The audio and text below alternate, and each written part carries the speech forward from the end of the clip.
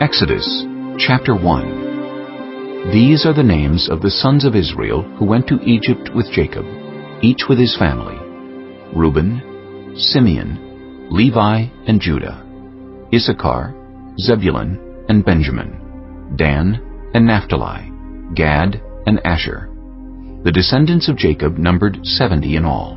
Joseph was already in Egypt. Now Joseph and all his brothers and all that generation died, but the Israelites were exceedingly fruitful. They multiplied greatly, increased in numbers, and became so numerous that the land was filled with them. Then a new king, to whom Joseph meant nothing, came to power in Egypt. "Look," he said to his people, "the Israelites have become far too numerous for us. Come, we must deal shrewdly with them, or they will become even more numerous.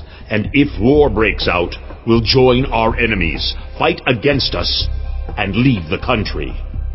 So they put slave masters over them to oppress them with forced labor, and they built Pithom and Ramesses as store cities for Pharaoh.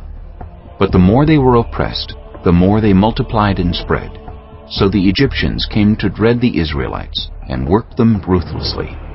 They made their lives bitter with harsh labor, in brick and mortar, and with all kinds of work in the fields. In all their harsh labor the Egyptians worked them ruthlessly. The king of Egypt said to the Hebrew midwives, whose names were Shiphrah and Puah, "When you are helping the Hebrew women during childbirth on the delivery stool, if you see that the baby is a boy, kill him. But if it is a girl, let her live." The midwives, however, feared God and did not do what the king of Egypt had told them to do. They let the boys live.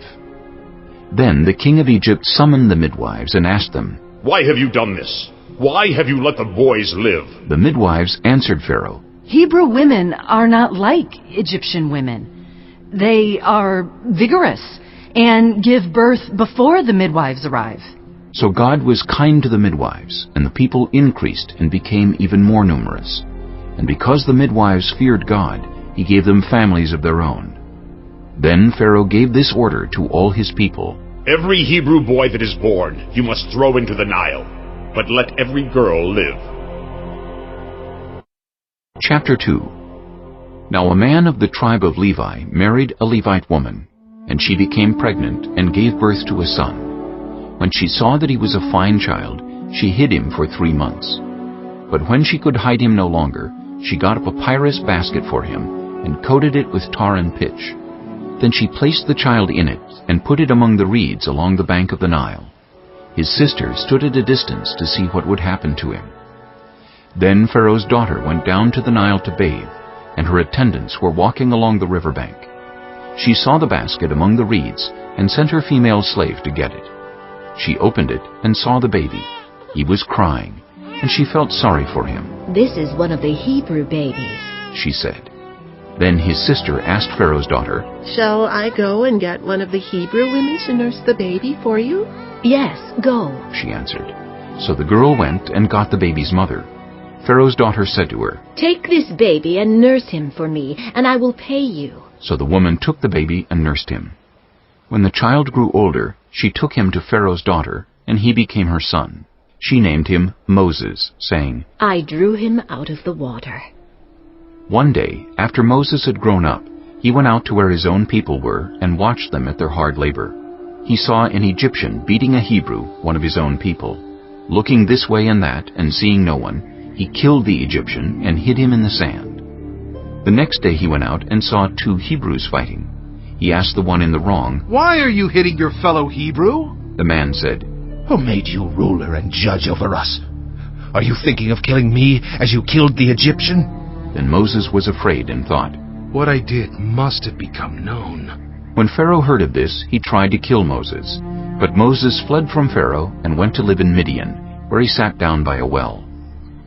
Now a priest of Midian had 7 daughters, and they came to draw water and fill the troughs to water their father's flock. Some shepherds came along and drove them away, but Moses got up and came to their rescue and watered their flock. When the girls returned to rule their father, he asked them, Why have you returned so early today? They answered, "An Egyptian rescued us from the shepherds. He even drew water for us and watered the flock." And where is he? Reuel asked his daughters. Why did you leave him? Invite him to have something to eat. Moses agreed to stay with the man, who gave his daughter Zipporah to Moses in marriage. Zipporah gave birth to a son, and Moses named him Gershom, saying, I have become a foreigner in a foreign land. During that long period, the king of Egypt died. The Israelites groaned in their slavery and cried out, and their cry for help because of their slavery went up to God. God heard their groaning, and he remembered his covenant with Abraham, with Isaac, and with Jacob. So God looked on the Israelites and was concerned about them. Chapter 3. Now Moses was tending the flock of Jethro, his father-in-law, the priest of Midian. And he led the flock to the far side of the wilderness, and came to Horeb, the mountain of God. There the angel of the Lord appeared to him in flames of fire from within a bush. Moses saw that though the bush was on fire, it did not burn up.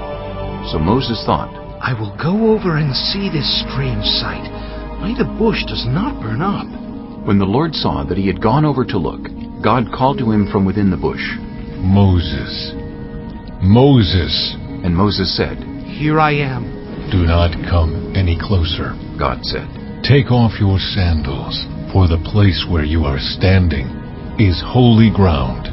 Then he said, I am the God of your father, the God of Abraham, the God of Isaac, and the God of Jacob. At this, Moses hid his face because he was afraid to look at God. The Lord said, I have indeed seen the misery of my people in Egypt. I have heard them crying out because of their slave drivers, and I am concerned about their suffering.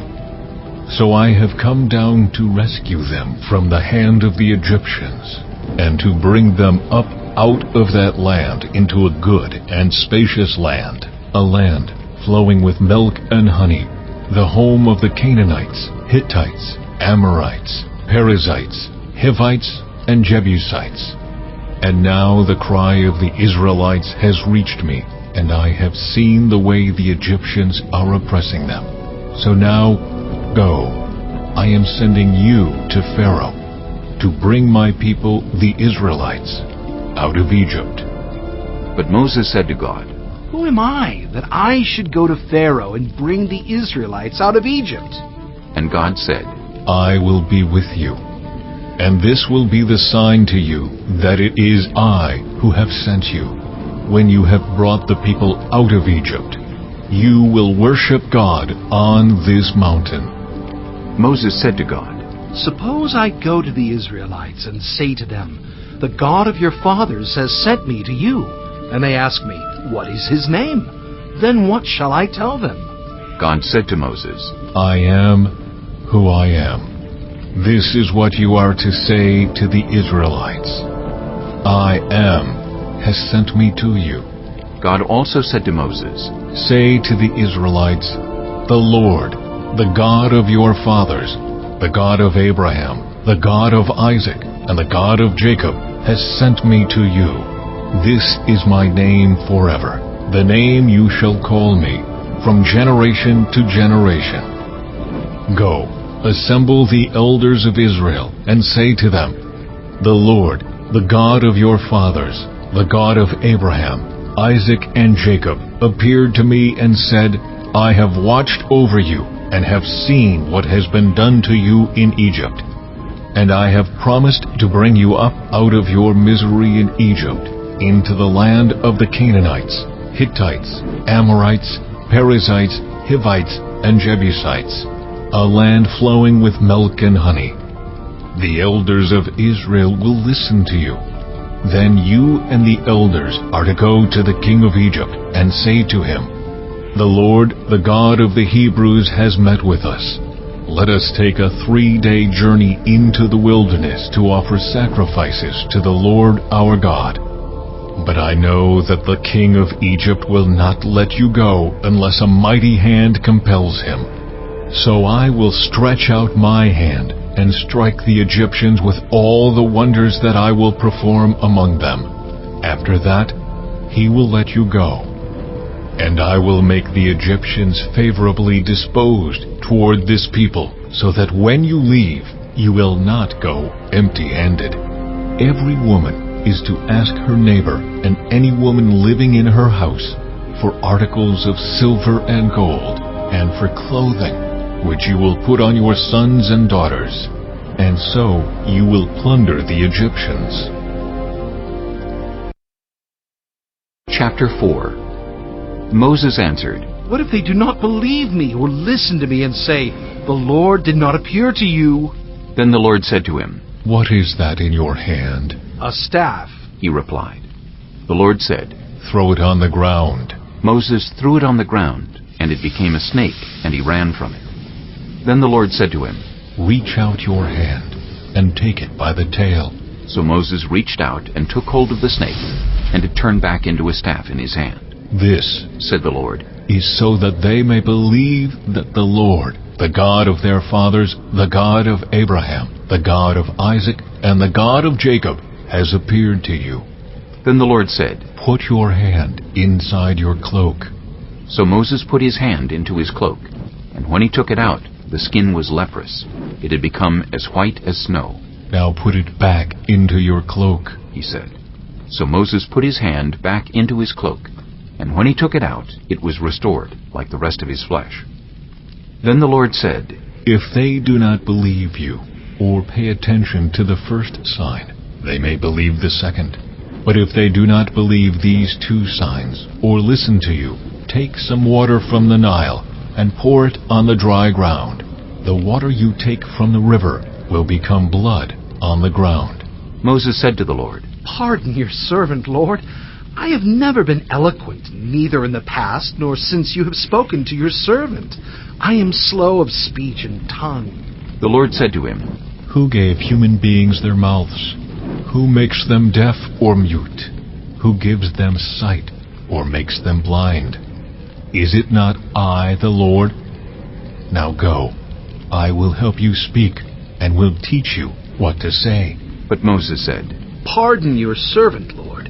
Please send someone else. Then the Lord's anger burned against Moses, and he said, What about your brother Aaron the Levite? I know he can speak well. He is already on his way to meet you, and he will be glad to see you. You shall speak to him and put words in his mouth. I will help both of you speak, and will teach you what to do. He will speak to the people for you, and it will be as if he were your mouth, and as if you were God to him. But take this staff in your hand, so you can perform the signs with it. Then Moses went back to Jethro his father-in-law, and said to him, Let me return to my own people in Egypt to see if any of them are still alive. Jethro said, Go, and I wish you well. Now the Lord had said to Moses in Midian, Go back to Egypt, for all those who wanted to kill you are dead. So Moses took his wife and sons, put them on a donkey, and started back to Egypt. And he took the staff of God in his hand. The Lord said to Moses, When you return to Egypt, see that you perform before Pharaoh all the wonders I have given you the power to do. But I will harden his heart, so that he will not let the people go. Then say to Pharaoh, This is what the Lord says, Israel is my firstborn son, and I told you, Let my son go, so he may worship me. But you refused to let him go, so I will kill your firstborn son.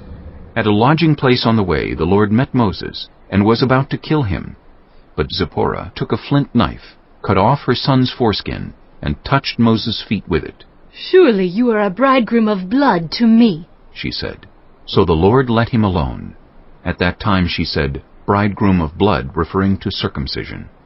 The Lord said to Aaron, Go into the wilderness to meet Moses. So he met Moses at the mountain of God and kissed him. Then Moses told Aaron everything the Lord had sent him to say, and also about all the signs he had commanded him to perform. Moses and Aaron brought together all the elders of the Israelites, and Aaron told them everything the Lord had said to Moses. He also performed the signs before the people, and they believed. And when they heard that the Lord was concerned about them, and had seen their misery, they bowed down and worshipped. Chapter 5. Afterward, Moses and Aaron went to Pharaoh and said, This is what the Lord, the God of Israel, says, Let my people go. so that they may hold a festival to me in the wilderness."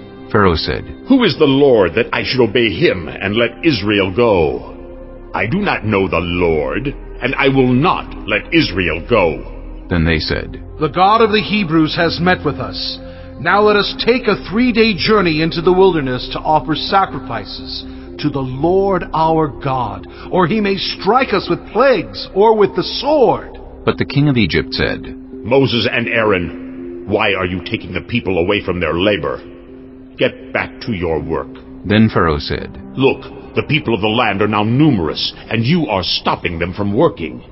That same day Pharaoh gave this order to the slave drivers and overseers in charge of the people. You are no longer to supply the people with straw for making bricks.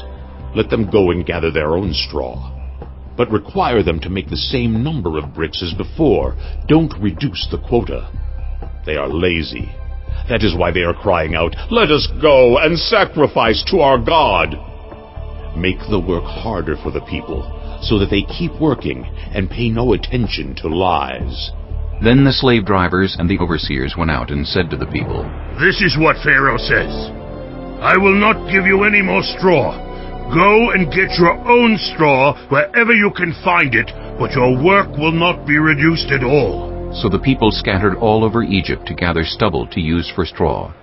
The slave drivers kept pressing them, saying, Complete the work required of you for each day, just as when you had straw. And Pharaoh's slave drivers beat the Israelite overseers they had appointed, demanding, Why haven't you met your quota of bricks yesterday or today as before? Then the Israelite overseers went and appealed to Pharaoh. Why have you treated your servants this way? Your servants are given no straw, yet we are told, Make bricks!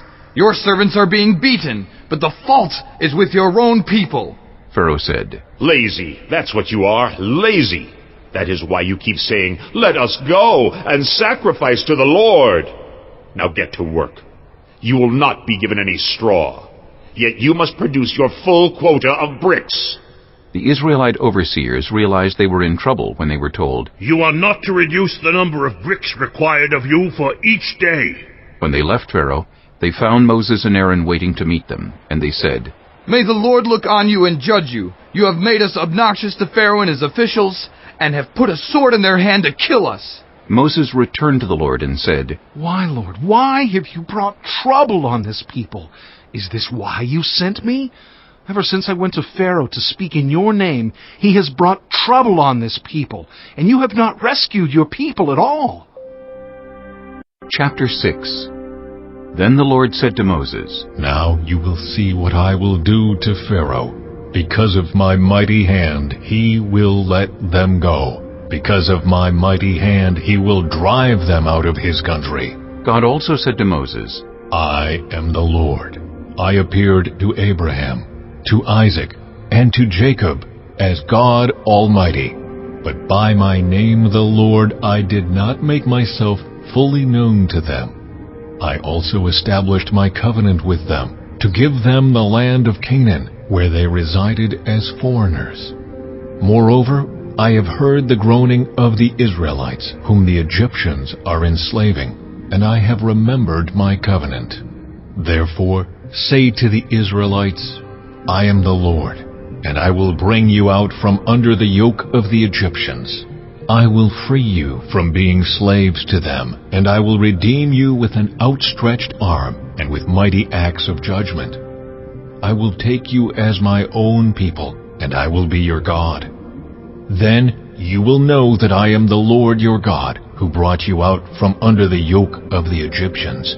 And I will bring you to the land I swore with uplifted hand to give to Abraham, to Isaac, and to Jacob.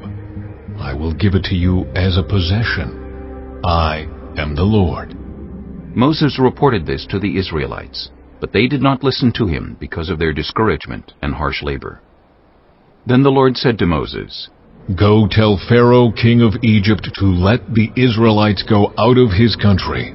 But Moses said to the Lord, If the Israelites will not listen to me, why would Pharaoh listen to me, since I speak with faltering lips? Now the Lord spoke to Moses and Aaron about the Israelites and Pharaoh, king of Egypt, and he commanded them to bring the Israelites out of Egypt.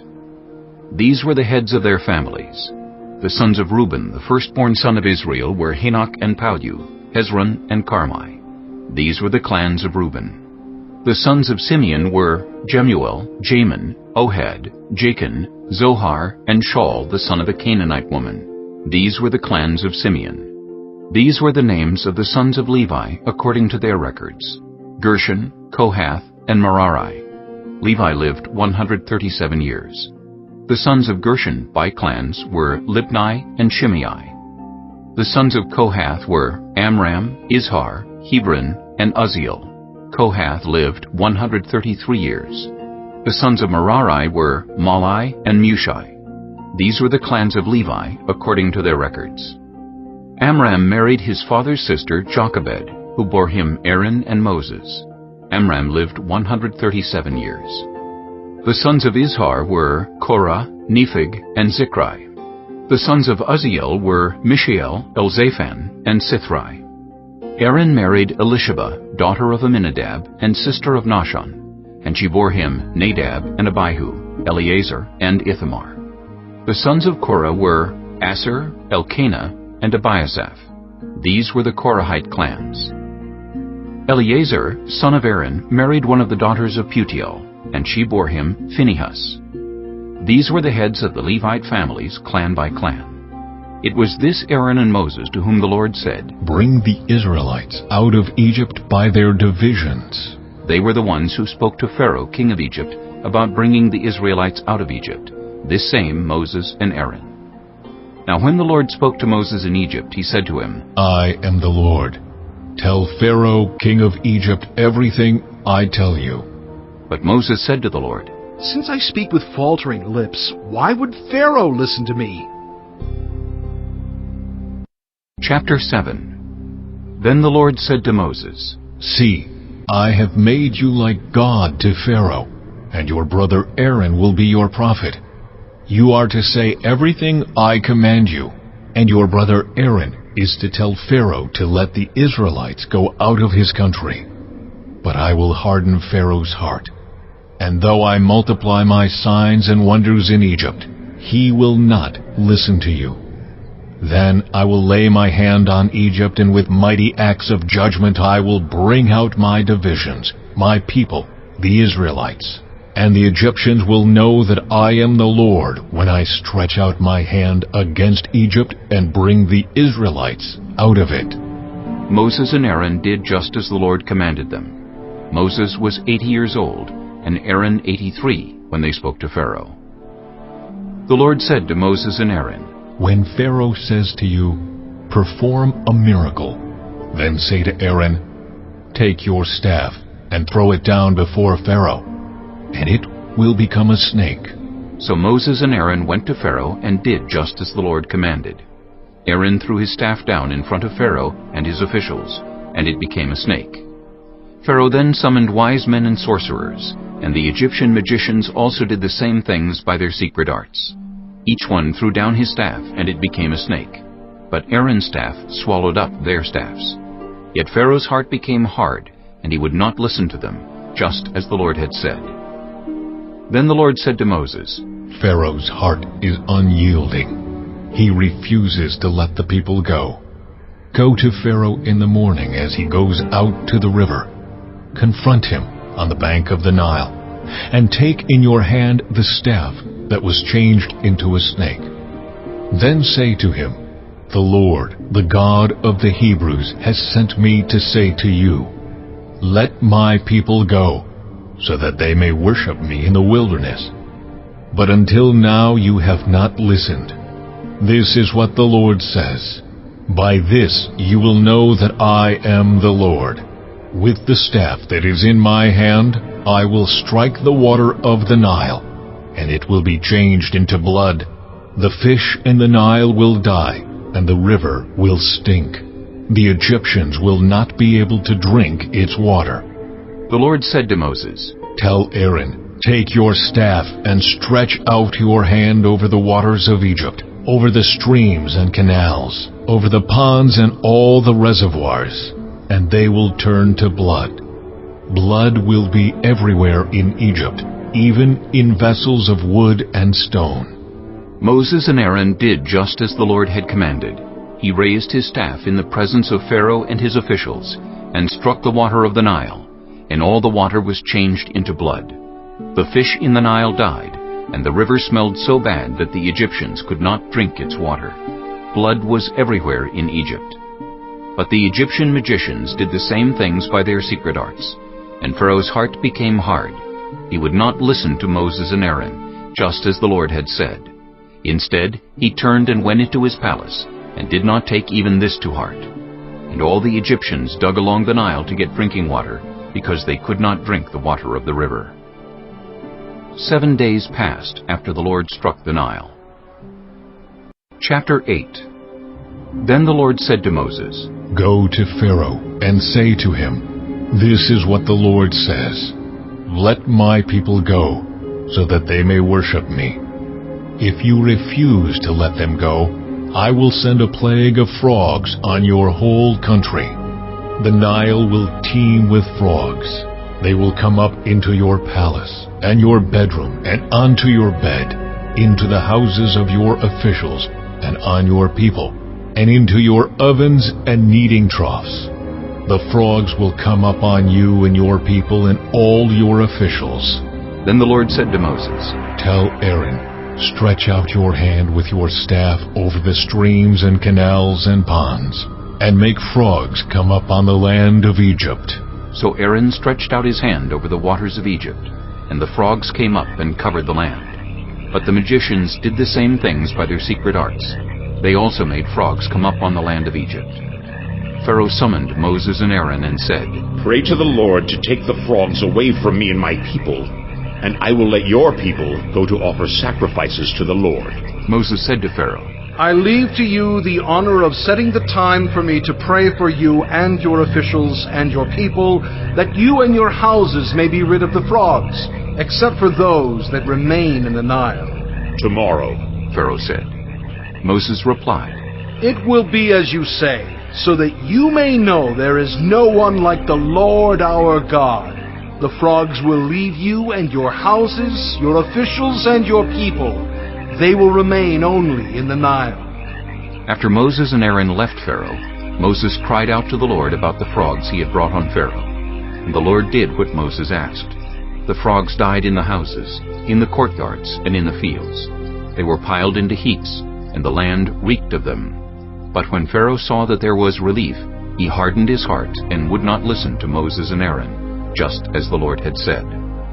Then the Lord said to Moses, Tell Aaron, Stretch out your staff and strike the dust of the ground, and throughout the land of Egypt the dust will become gnats. They did this, and when Aaron stretched out his hand with the staff and struck the dust of the ground, gnats came on people and animals. All the dust throughout the land of Egypt became gnats. But when the magicians tried to produce gnats by their secret arts, they could not. Since the gnats were on people and animals everywhere, the magicians said to Pharaoh, This is the finger of God. But Pharaoh's heart was hard, and he would not listen, just as the Lord had said. Then the Lord said to Moses, Get up early in the morning, and confront Pharaoh as he goes to the river, and say to him, This is what the Lord says, Let my people go, so that they may worship me. If you do not let my people go, I will send swarms of flies on you and your officials, on your people and into your houses. The houses of the Egyptians will be full of flies, even the ground will be covered with them. But on that day I will deal differently with the land of Goshen, where my people live. No swarms of flies will be there, so that you will know that I, the Lord, am in this land. I will make a distinction between my people and your people. This sign will occur tomorrow. And the Lord did this. Dense swarms of flies poured into Pharaoh's palace and into the houses of his officials. Throughout Egypt the land was ruined by the flies. Then Pharaoh summoned Moses and Aaron and said, Go sacrifice to your God here in the land. But Moses said, That would not be right. The sacrifices we offer the Lord our God would be detestable to the Egyptians. And if we offer sacrifices that are detestable in their eyes, will they not stone us? We must take a 3-day journey into the wilderness. to offer sacrifices to the Lord our God, as he commands us." Pharaoh said, I will let you go to offer sacrifices to the Lord your God in the wilderness, but you must not go very far. Now pray for me. Moses answered, "As soon as I leave you, I will pray to the Lord, and tomorrow the flies will leave Pharaoh and his officials and his people. Only let Pharaoh be sure that he does not act deceitfully again by not letting the people go to offer sacrifices to the Lord." Then Moses left Pharaoh and prayed to the Lord. And the Lord did what Moses asked. The flies left Pharaoh and his officials and his people. Not a fly remained. But this time also Pharaoh hardened his heart and would not let the people go. Chapter 9. Then the Lord said to Moses, "Go to Pharaoh and say to him, 'This is what the Lord, the God of the Hebrews, says. Let my people go, so that they may worship me. If you refuse to let them go and continue to hold them back, the hand of the Lord will bring a terrible plague on your livestock in the field, on your horses, donkeys, and camels, and on your cattle, sheep, and goats. But the Lord will make a distinction between the livestock of Israel and that of Egypt, so that no animal belonging to the Israelites will die.'" The Lord set a time and said, "Tomorrow the Lord will do this in the land." And the next day the Lord did it. All the livestock of the Egyptians died, but not one animal belonging to the Israelites died. Pharaoh investigated and found that not even one of the animals of the Israelites had died. Yet his heart was unyielding, and he would not let the people go. Then the Lord said to Moses and Aaron, "Take handfuls of soot from a furnace, and have Moses toss it into the air in the presence of Pharaoh. It will become fine dust over the whole land of Egypt, and festering boils will break out on people and animals throughout the land." So they took soot from a furnace and stood before Pharaoh. Moses tossed it into the air, and festering boils broke out on people and animals. The magicians could not stand before Moses because of the boils that were on them and on all the Egyptians. But the Lord hardened Pharaoh's heart, and he would not listen to Moses and Aaron, just as the Lord had said to Moses. Then the Lord said to Moses, "Get up early in the morning, confront Pharaoh and say to him, 'This is what the Lord, the God of the Hebrews, says. Let my people go, so that they may worship me. Or this time I will send the full force of my plagues against you, and against your officials and your people, so you may know that there is no one like me in all the earth. For by now I could have stretched out my hand and struck you and your people with a plague that would have wiped you off the earth. But I have raised you up for this very purpose, that I might show you my power, and that my name might be proclaimed in all the earth. You still set yourself against my people and will not let them go. Therefore, at this time tomorrow, I will send the worst hailstorm that has ever fallen on Egypt, from the day it was founded till now. Give an order now to bring your livestock and everything you have in the field to a place of shelter, because the hail will fall on every person and animal that has not been brought in and is still out in the field, and they will die." Those officials of Pharaoh who feared the word of the Lord hurried to bring their slaves and their livestock inside. But those who ignored the word of the Lord left their slaves and livestock in the field. Then the Lord said to Moses, "Stretch out your hand toward the sky, so that hail will fall all over Egypt, on people and animals, and on everything growing in the fields of Egypt." When Moses stretched out his staff toward the sky, the Lord sent thunder and hail, and lightning flashed down to the ground. So the Lord rained hail on the land of Egypt. Hail fell, and lightning flashed back and forth. It was the worst storm in all the land of Egypt since it had become a nation. Throughout Egypt, hail struck everything in the fields, both people and animals. It beat down everything growing in the fields, and stripped every tree. The only place it did not hail was the land of Goshen, where the Israelites were. Then Pharaoh summoned Moses and Aaron. This time I have sinned, he said to them. The Lord is in the right, and I and my people are in the wrong. Pray to the Lord, for we have had enough thunder and hail. I will let you go. You don't have to stay any longer. Moses replied, When I have gone out of the city, I will spread out my hands in prayer to the Lord. The thunder will stop, and there will be no more hail, so you may know that the earth is the Lord's. But I know that you and your officials still do not fear the Lord God. The flax and barley were destroyed, since the barley had headed and the flax was in bloom. The wheat and spelt, however, were not destroyed because they ripened later. Then Moses left Pharaoh and went out of the city. He spread out his hands toward the Lord. The thunder and hail stopped, and the rain no longer poured down on the land. When Pharaoh saw that the rain and hail and thunder had stopped, he sinned again. He and his officials hardened their hearts. So Pharaoh's heart was hard, and he would not let the Israelites go, just as the Lord had said through Moses. Chapter 10. Then the Lord said to Moses, Go to Pharaoh, for I have hardened his heart, and the hearts of his officials, so that I may perform these signs of mine among them, that you may tell your children and grandchildren how I dealt harshly with the Egyptians, and how I performed my signs among them, and that you may know that I am the Lord. So Moses and Aaron went to Pharaoh and said to him, This is what the Lord, the God of the Hebrews, says. How long will you refuse to humble yourself before me? Let my people go, so that they may worship me. If you refuse to let them go, I will bring locusts into your country tomorrow. They will cover the face of the ground so that it cannot be seen. They will devour what little you have left after the hail, including every tree that is growing in your fields.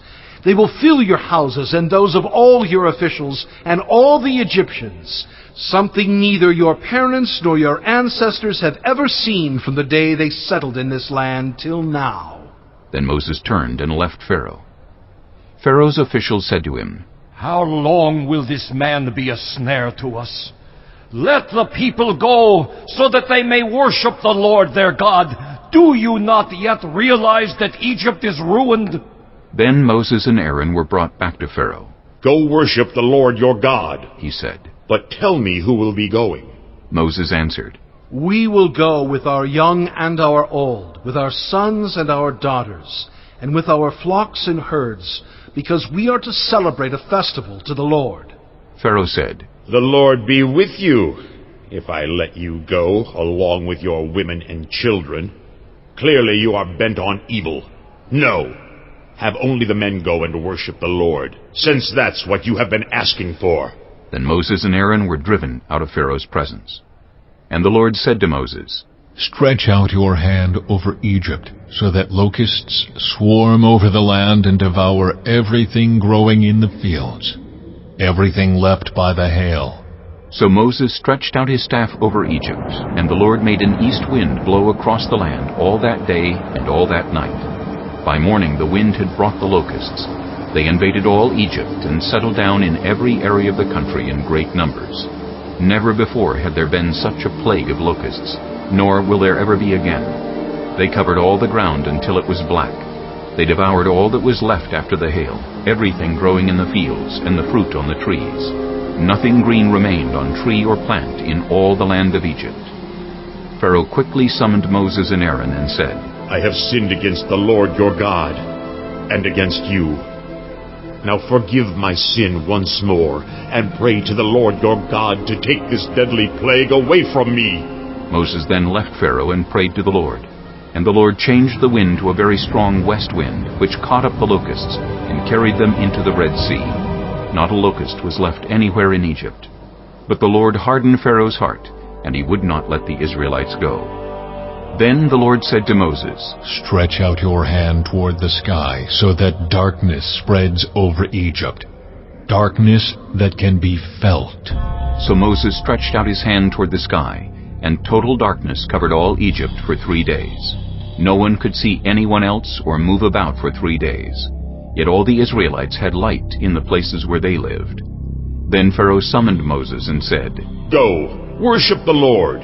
Even your women and children may go with you. Only leave your flocks and herds behind." But Moses said, "You must allow us to have sacrifices and burnt offerings to present to the Lord our God. Our livestock too must go with us. Not a hoof is to be left behind. We have to use some of them in worshiping the Lord our God, and until we get there, we will not know what we are to use to worship the Lord."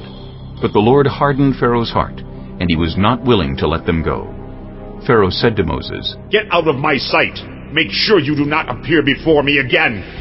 The day you see my face, you will die." "Just as you say," Moses replied. "I will never appear before you again." Chapter 11. Now the Lord had said to Moses, I will bring one more plague on Pharaoh and on Egypt. After that, he will let you go from here, and when he does, he will drive you out completely. Tell the people that men and women alike are to ask their neighbors for articles of silver and gold." The Lord made the Egyptians favorably disposed toward the people, and Moses himself was highly regarded in Egypt by Pharaoh's officials and by the people. So Moses said, "This is what the Lord says. About midnight I will go throughout Egypt. Every firstborn son in Egypt will die, from the firstborn son of Pharaoh who sits on the throne to the firstborn son of the female slave who was at her handmill, and all the firstborn of the cattle as well. There will be loud wailing throughout Egypt, worse than there has ever been or ever will be again. But among the Israelites, not a dog will bark at any person or animal.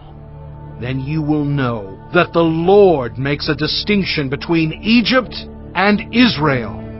All these officials of yours will come to me, bowing down before me and saying, 'Go, you and all the people who follow you.' After that, I will leave."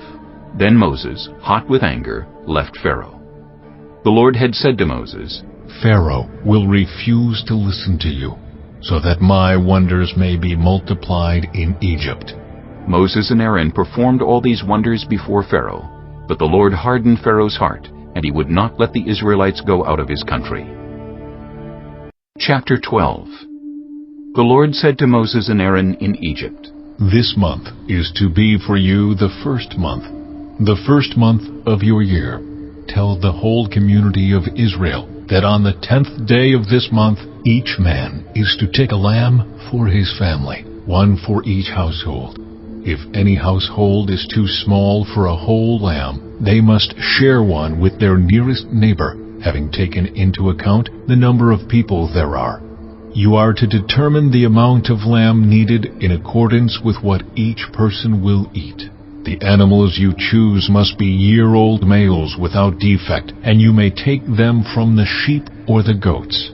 Take care of them until the 14th day of the month, when all the members of the community of Israel must slaughter them at twilight. Then they are to take some of the blood and put it on the sides and tops of the door frames of the houses where they eat the lambs. That same night they are to eat the meat roasted over the fire, along with bitter herbs and bread made without yeast. Do not eat the meat raw or boiled in water, but roasted over a fire, with the head, legs, and internal organs. Do not leave any of it till morning. If some is left till morning, you must burn it. This is how you are to eat it, with your cloak tucked into your belt, your sandals on your feet, and your staff in your hand. Eat it in haste. It is the Lord's Passover. On that same night I will pass through Egypt and strike down every firstborn of both people and animals, and I will bring judgment on all the gods of Egypt. I am the Lord. The blood will be a sign for you on the houses where you are, and when I see the blood, I will pass over you. No destructive plague will touch you when I strike Egypt. This is a day you are to commemorate. For the generations to come, you shall celebrate it as a festival to the Lord, a lasting ordinance. For 7 days you are to eat bread made without yeast. On the first day remove the yeast from your houses, for whoever eats anything with yeast in it from the first day through the 7th must be cut off from Israel. On the first day hold a sacred assembly, and another one on the 7th day. Do no work at all on these days, except to prepare food for everyone to eat. That is all you may do. Celebrate the festival of unleavened bread, because it was on this very day that I brought your divisions out of Egypt. Celebrate this day as a lasting ordinance for the generations to come. In the first month you are to eat bread made without yeast, from the evening of the 14th day until the evening of the 21st day. For 7 days no yeast is to be found in your houses, and anyone, whether foreigner or native-born, who eats anything with yeast in it must be cut off from the community of Israel. Eat nothing made with yeast. Wherever you live, you must eat unleavened bread. Then Moses summoned all the elders of Israel and said to them, Go at once and select the animals for your families and slaughter the Passover lamb. Take a bunch of hyssop, dip it into the blood in the basin, and put some of the blood on the top and on both sides of the doorframe. None of you shall go out of the door of your house until morning. When the Lord goes through the land to strike down the Egyptians, he will see the blood on the top and sides of the doorframe and will pass over that doorway, and he will not permit the destroyer to enter your houses and strike you down. Obey these instructions as a lasting ordinance for you and your descendants. When you enter the land that the Lord will give you as he promised, observe this ceremony. And when your children ask you, What does this ceremony mean to you?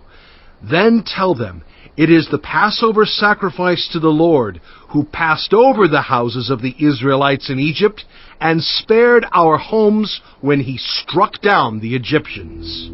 Then the people bowed down and worshipped. The Israelites did just what the Lord commanded Moses and Aaron. At midnight, the Lord struck down all the firstborn in Egypt, from the firstborn of Pharaoh who sat on the throne to the firstborn of the prisoner who was in the dungeon, and the firstborn of all the livestock as well. Pharaoh and all his officials and all the Egyptians got up during the night, and there was loud wailing in Egypt, for there was not a house without someone dead. During the night, Pharaoh summoned Moses and Aaron and said, Up! Leave my people, you and the Israelites. Go, worship the Lord as you have requested. Take your flocks and herds as you have said, and go! And also bless me. The Egyptians urged the people to hurry and leave the country. For otherwise, they said, we will all die. So the people took their dough before the yeast was added, and carried it on their shoulders in kneading troughs wrapped in clothing. The Israelites did as Moses instructed, and asked the Egyptians for articles of silver and gold, and for clothing.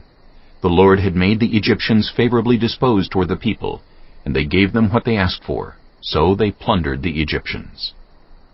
The Israelites journeyed from Ramesses to Succoth. There were about 600,000 men on foot, besides women and children. Many other people went up with them, and also large droves of livestock, both flocks and herds. With the dough the Israelites had brought from Egypt, they baked loaves of unleavened bread. The dough was without yeast, because they had been driven out of Egypt and did not have time to prepare food for themselves. Now the length of time the Israelite people lived in Egypt was 430 years. At the end of the 430 years, to the very day, all the Lord's divisions left Egypt, because the Lord kept vigil that night to bring them out of Egypt. On this night, all the Israelites are to keep vigil to honor the Lord for the generations to come. The Lord said to Moses and Aaron, These are the regulations for the Passover meal. No foreigner may eat it. Any slave you have bought may eat it after you have circumcised him. But a temporary resident or a hired worker may not eat it. It must be eaten inside the house. Take none of the meat outside the house. Do not break any of the bones. The whole community of Israel must celebrate it. A foreigner residing among you who wants to celebrate the Lord's Passover must have all the males in his household circumcised. Then he may take part like one born in the land. No uncircumcised male may eat it. The same law applies both to the native-born and to the foreigner residing among you. All the Israelites did just what the Lord had commanded Moses and Aaron. And on that very day, the Lord brought the Israelites out of Egypt by their divisions. Chapter 13. The Lord said to Moses, Consecrate to me every firstborn male. The first offspring of every womb among the Israelites belongs to me, whether human or animal. Then Moses said to the people, Commemorate this day, the day you came out of Egypt, out of the land of slavery, because the Lord brought you out of it with a mighty hand. Eat nothing containing yeast. Today, in the month of Aviv, you are leaving. When the Lord brings you into the land of the Canaanites, Hittites, Amorites, Hivites, and Jebusites, the land he swore to your ancestors to give you, a land flowing with milk and honey, you are to observe this ceremony in this month. For 7 days eat bread made without yeast, and on the 7th day hold a festival to the Lord. Eat unleavened bread during those 7 days. Nothing with yeast in it is to be seen among you, nor shall any yeast be seen anywhere within your borders. On that day tell your son, I do this because of what the Lord did for me when I came out of Egypt. This observance will be for you like a sign on your hand and a reminder on your forehead that this law of the Lord is to be on your lips. For the Lord brought you out of Egypt with his mighty hand. You must keep this ordinance at the appointed time, year after year. After the Lord brings you into the land of the Canaanites and gives it to you as he promised on oath to you and your ancestors, you are to give over to the Lord the first offspring of every womb. All the firstborn males of your livestock belong to the Lord. Redeem with a lamb every firstborn donkey. But if you do not redeem it, break its neck. Redeem every firstborn among your sons. In days to come, when your son asks you, What does this mean? Say to him, With a mighty hand the Lord brought us out of Egypt, out of the land of slavery. When Pharaoh stubbornly refused to let us go, the Lord killed the firstborn of both people and animals in Egypt. This is why I sacrifice to the Lord the first male offspring of every womb, and redeem each of my firstborn sons. And it will be like a sign on your hand and a symbol on your forehead that the Lord brought us out of Egypt with his mighty hand. When Pharaoh let the people go, God did not lead them on the road through the Philistine country, though that was shorter. For God said, If they face war, they might change their minds and return to Egypt. So God led the people around by the desert road toward the Red Sea.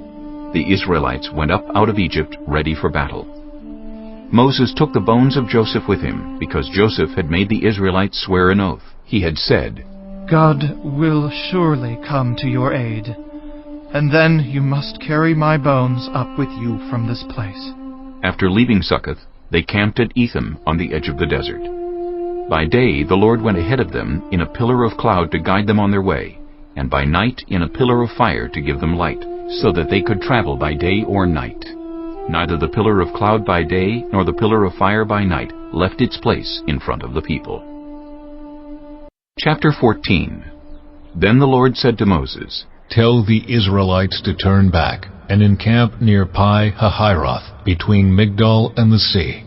They are to encamp by the sea, directly opposite Baal-Zephon. Pharaoh will think the Israelites are wandering around the land in confusion, hemmed in by the desert, and I will harden Pharaoh's heart, and he will pursue them. But I will gain glory for myself through Pharaoh and all his army, and the Egyptians will know that I am the Lord. So the Israelites did this. When the king of Egypt was told that the people had fled, Pharaoh and his officials changed their minds about them, and said, What have we done? We have let the Israelites go, and have lost their services. So he had his chariot made ready, and took his army with him. He took 600 of the best chariots, along with all the other chariots of Egypt, with officers over all of them. The Lord hardened the heart of Pharaoh, king of Egypt, so that he pursued the Israelites, who were marching out boldly. The Egyptians, all Pharaoh's horses and chariots, horsemen and troops, pursued the Israelites and overtook them as they camped by the sea near Pi-hahiroth, opposite Baal-zephon. As Pharaoh approached, the Israelites looked up, and there were the Egyptians marching after them. They were terrified and cried out to the Lord. They said to Moses, "Was it because there were no graves in Egypt that you brought us to the desert to die? What have you done to us by bringing us out of Egypt? Didn't we say to you in Egypt, 'Leave us alone, let us serve the Egyptians'? It would have been better for us to serve the Egyptians than to die in the desert." Moses answered the people, "Do not be afraid. Stand firm, and you will see the deliverance the Lord will bring you today. The Egyptians you see today, you will never see again. The Lord will fight for you. You need only to be still." Then the Lord said to Moses, Why are you crying out to me? Tell the Israelites to move on. Raise your staff and stretch out your hand over the sea to divide the water, so that the Israelites can go through the sea on dry ground. I will harden the hearts of the Egyptians, so that they will go in after them, and I will gain glory through Pharaoh and all his army, through his chariots and his horsemen. The Egyptians will know that I am the Lord, when I gain glory through Pharaoh, his chariots, and his horsemen. Then the angel of God, who had been traveling in front of Israel's army, withdrew and went behind them. The pillar of cloud also moved from in front and stood behind them, coming between the armies of Egypt and Israel. Throughout the night, the cloud brought darkness to the one side and light to the other side, so neither went near the other all night long.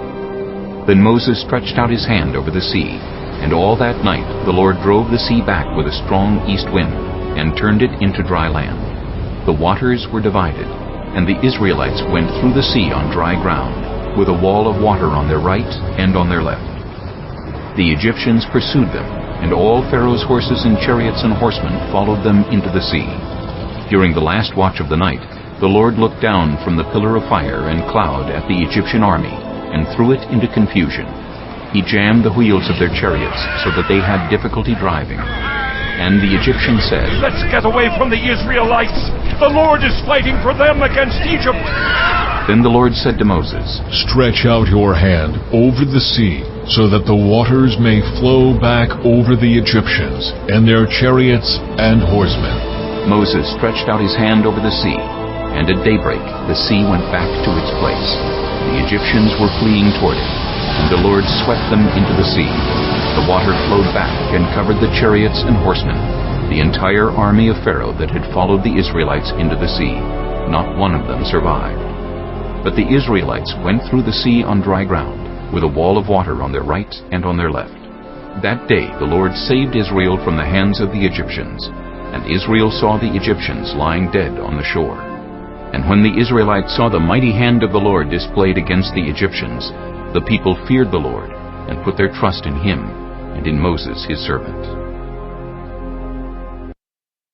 Chapter 15.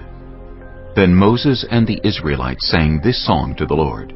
I will sing to the Lord, for he is highly exalted. Both horse and driver he has hurled into the sea. The Lord is my strength and my defense. He has become my salvation. He is my God, and I will praise him, my father's God, and I will exalt him. The Lord is a warrior. The Lord is his name. Pharaoh's chariots and his army he has hurled into the sea. The best of Pharaoh's officers are drowned in the Red Sea. The deep waters have covered them. They sank to the depths like a stone. Your right hand, Lord, was majestic in power. Your right hand, Lord, shattered the enemy. In the greatness of your majesty, you threw down those who opposed you. You unleashed your burning anger. It consumed them like stubble. By the blast of your nostrils, the waters piled up. The surging waters stood up like a wall. The deep waters congealed in the heart of the sea. The enemy boasted, I will pursue, I will overtake them, I will divide the spoils, I will gorge myself on them. I will draw my sword, and my hand will destroy them. But you blew with your breath, and the sea covered them. They sank like lead in the mighty waters. Who among the gods is like you, Lord? Who is like you, majestic in holiness, awesome in glory, working wonders? You stretch out your right hand, and the earth swallows your enemies. In your unfailing love you will lead the people you have redeemed. In your strength you will guide them to your holy dwelling. The nations will hear and tremble. Anguish will grip the people of Philistia. The chiefs of Edom will be terrified. The leaders of Moab will be seized with trembling. The people of Canaan will melt away. Terror and dread will fall on them. By the power of your arm they will be as still as a stone until your people pass by, Lord, until the people you bought pass by. You will bring them in and plant them on the mountain of your inheritance, the place, Lord, you made for your dwelling, the sanctuary, Lord, your hands established. The Lord reigns forever and ever. When Pharaoh's horses, chariots, and horsemen went into the sea, the Lord brought the waters of the sea back over them. But the Israelites walked through the sea on dry ground. Then Miriam the prophet, Aaron's sister, took a timbrel in her hand, and all the women followed her with timbrels and dancing. Miriam sang to them, Sing to the Lord, for he is highly exalted. Both horse and driver he is hurled into the sea. Then Moses led Israel from the Red Sea, and they went into the desert of Shur. For 3 days they traveled in the desert without finding water. When they came to Marah, they could not drink its water because it was bitter. That is why the place is called Marah. So the people grumbled against Moses, saying, What are we to drink? Then Moses cried out to the Lord, and the Lord showed him a piece of wood. He threw it into the water, and the water became fit to drink. There the Lord issued a ruling and instruction for them, and put them to the test. He said, If you listen carefully to the Lord your God, and do what is right in His eyes, if you pay attention to His commands and keep all His decrees, I will not bring on you any of the diseases I brought on the Egyptians, for I am the Lord who heals you. Then they came to Elim, where there were 12 springs and 70 palm trees, and they camped there near the water. Chapter 16. The whole Israelite community set out from Elim and came to the desert of Sin, which is between Elim and Sinai, on the 15th day of the 2nd month after they had come out of Egypt. In the desert, the whole community grumbled against Moses and Aaron. The Israelites said to them, If only we had died by the Lord's hand in Egypt! There we sat around pots of meat and ate all the food we wanted. But you have brought us out into this desert to starve this entire assembly to death. Then the Lord said to Moses, I will rain down bread from heaven for you. The people are to go out each day and gather enough for that day. In this way I will test them and see whether they will follow my instructions. On the 6th day they are to prepare what they bring in, and that is to be twice as much as they gather on the other days. So Moses and Aaron said to all the Israelites, In the evening you will know that it was the Lord who brought you out of Egypt. And in the morning you will see the glory of the Lord, because He has heard your grumbling against Him. Who are we that you should grumble against us? Moses also said, You will know that it was the Lord when He gives you meat to eat in the evening, and all the bread you want in the morning, because He has heard your grumbling against Him. Who are we? You are not grumbling against us, but against the Lord. Then Moses told Aaron, Say to the entire Israelite community, Come before the Lord, for He has heard your grumbling. While Aaron was speaking to the whole Israelite community, they looked toward the desert, and there was the glory of the Lord appearing in the cloud. The Lord said to Moses, I have heard the grumbling of the Israelites. Tell them, at twilight you will eat meat, and in the morning you will be filled with bread. Then you will know that I am the Lord your God. That evening quail came and covered the camp. And in the morning there was a layer of dew around the camp. When the dew was gone, thin flakes like frost on the ground appeared on the desert floor. When the Israelites saw it, they said to each other, "What is it?" For they did not know what it was. Moses said to them, "It is the bread the Lord has given you to eat. This is what the Lord has commanded. Everyone is to gather as much as they need. Take an omer for each person you have in your tent." The Israelites did as they were told. Some gathered much, some little. And when they measured it by the omer, the one who gathered much did not have too much, and the one who gathered little did not have too little. Everyone had gathered just as much as they needed. Then Moses said to them, "No one is to keep any of it until morning." However, some of them paid no attention to Moses. They kept part of it until morning, but it was full of maggots and began to smell. So Moses was angry with them. Each morning everyone gathered as much as they needed, and when the sun grew hot, it melted away. On the 6th day, they gathered twice as much, 2 omers for each person. And the leaders of the community came and reported this to Moses. He said to them, "This is what the Lord commanded. Tomorrow is to be a day of Sabbath rest, a holy Sabbath to the Lord. So bake what you want to bake, and boil what you want to boil. Save whatever is left, and keep it until morning." So they saved it until morning, as Moses commanded, and it did not stink or get maggots in it. "Eat it today," Moses said, "because today is a Sabbath to the Lord. You will not find any of it on the ground today. 6 days you are to gather it, but on the 7th day, the Sabbath, there will not be any." Nevertheless, some of the people went out on the 7th day to gather it, but they found none. Then the Lord said to Moses, "How long will you refuse to keep my commands and my instructions? Bear in mind that the Lord has given you the Sabbath. That is why on the 6th day He gives you bread for 2 days. Everyone is to stay where they are on the 7th day. No one is to go out." So the people rested on the 7th day. The people of Israel called the bread manna.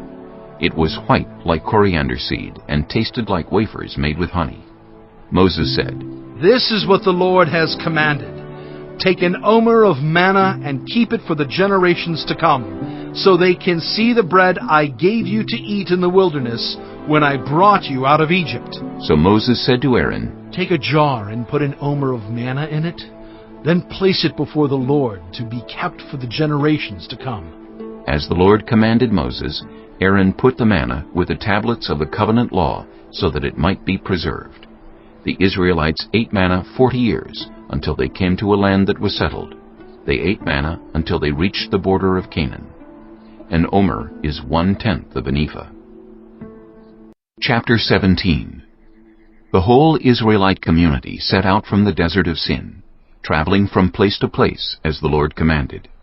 They camped at Rephidim, but there was no water for the people to drink. So they quarreled with Moses and said, "Give us water to drink."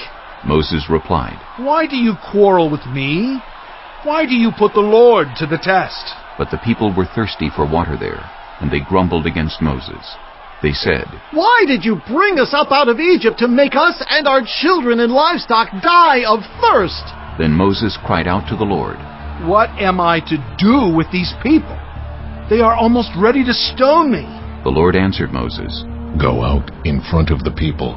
Take with you some of the elders of Israel, and take in your hand the staff with which you struck the Nile, and go.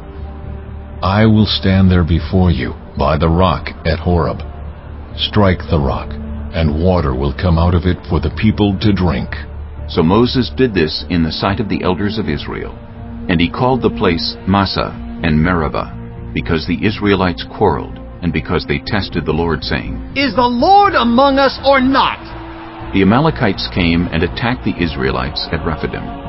Moses said to Joshua, "Choose some of our men and go out to fight the Amalekites. Tomorrow I will stand on top of the hill with the staff of God in my hands." So Joshua fought the Amalekites as Moses had ordered. And Moses, Aaron, and Hur went to the top of the hill. As long as Moses held up his hands, the Israelites were winning. But whenever he lowered his hands, the Amalekites were winning. When Moses' hands grew tired, they took a stone and put it under him, and he sat on it. Aaron and Hur held his hands up, one on one side, one on the other, so that his hands remained steady till sunset. So Joshua overcame the Amalekite army with a sword. Then the Lord said to Moses, "Write this on a scroll as something to be remembered, and make sure that Joshua hears it, because I will completely blot out the name of Amalek from under heaven." Moses built an altar and called it, "The Lord is my banner." He said, "Because hands were lifted up against the throne of the Lord will be at war against the Amalekites from generation to generation." Chapter 18. Now Jethro, the priest of Midian and father-in-law of Moses, heard of everything God had done for Moses and for his people Israel, and how the Lord had brought Israel out of Egypt. After Moses had sent away his wife Zipporah, his father-in-law Jethro received her and her 2 sons. One son was named Gershom, for Moses said, "I have become a foreigner in a foreign land." And the other was named Eleazar, for he said, "My father's God was my helper. He saved me from the sword of Pharaoh." Jethro, Moses' father-in-law, together with Moses' sons and wife, came to him in the wilderness, where he was camped near the mountain of God. Jethro had sent word to him, "I, your father-in-law Jethro, am coming to you with your wife and her 2 sons." So Moses went out to meet his father-in-law, and bowed down and kissed him. They greeted each other, and then went into the tent. Moses told his father-in-law about everything the Lord had done to Pharaoh and the Egyptians for Israel's sake, and about all the hardships they had met along the way, and how the Lord had saved them. Jethro was delighted to hear about all the good things the Lord had done for Israel in rescuing them from the hand of the Egyptians. He said, "Praise be to the Lord, who rescued you from the hand of the Egyptians and of Pharaoh, and who rescued the people from the hand of the Egyptians. Now I know that the Lord is greater than all other gods, for he did this to those who had treated Israel arrogantly." Then Jethro, Moses' father-in-law, brought a burnt offering and other sacrifices to God, and Aaron came with all the elders of Israel to eat a meal with Moses' father-in-law in the presence of God. The next day Moses took his seat to serve as judge for the people, and they stood around him from morning till evening. When his father-in-law saw all that Moses was doing for the people, he said, "What is this you are doing for the people? Why do you alone sit as judge, while all these people stand around you from morning till evening?" Moses answered him, "Because the people come to me to seek God's will. Whenever they have a dispute, it is brought to me, and I decide between the parties and inform them of God's decrees and instructions." Moses' father-in-law replied, "What you are doing is not good. You and these people who come to you will only wear yourselves out. The work is too heavy for you. You cannot handle it alone. Listen now to me, and I will give you some advice, and may God be with you. You must be the people's representative before God and bring their disputes to him. Teach them his decrees and instructions and show them the way they are to live and how they are to behave. But select capable men from all the people, men who fear God, trustworthy men who hate dishonest gain, and appoint them as officials over thousands, hundreds, 50s, and 10s. Have them serve as judges for the people at all times, but have them bring every difficult case to you. The simple cases they can decide themselves. That will make your load lighter because they will share it with you. If you do this, and God so commands, you will be able to stand the strain, and all these people will go home satisfied." Moses listened to his father-in-law and did everything he said. He chose capable men from all Israel and made them leaders of the people, officials over thousands, hundreds, 50s, and 10s. They served as judges for the people at all times.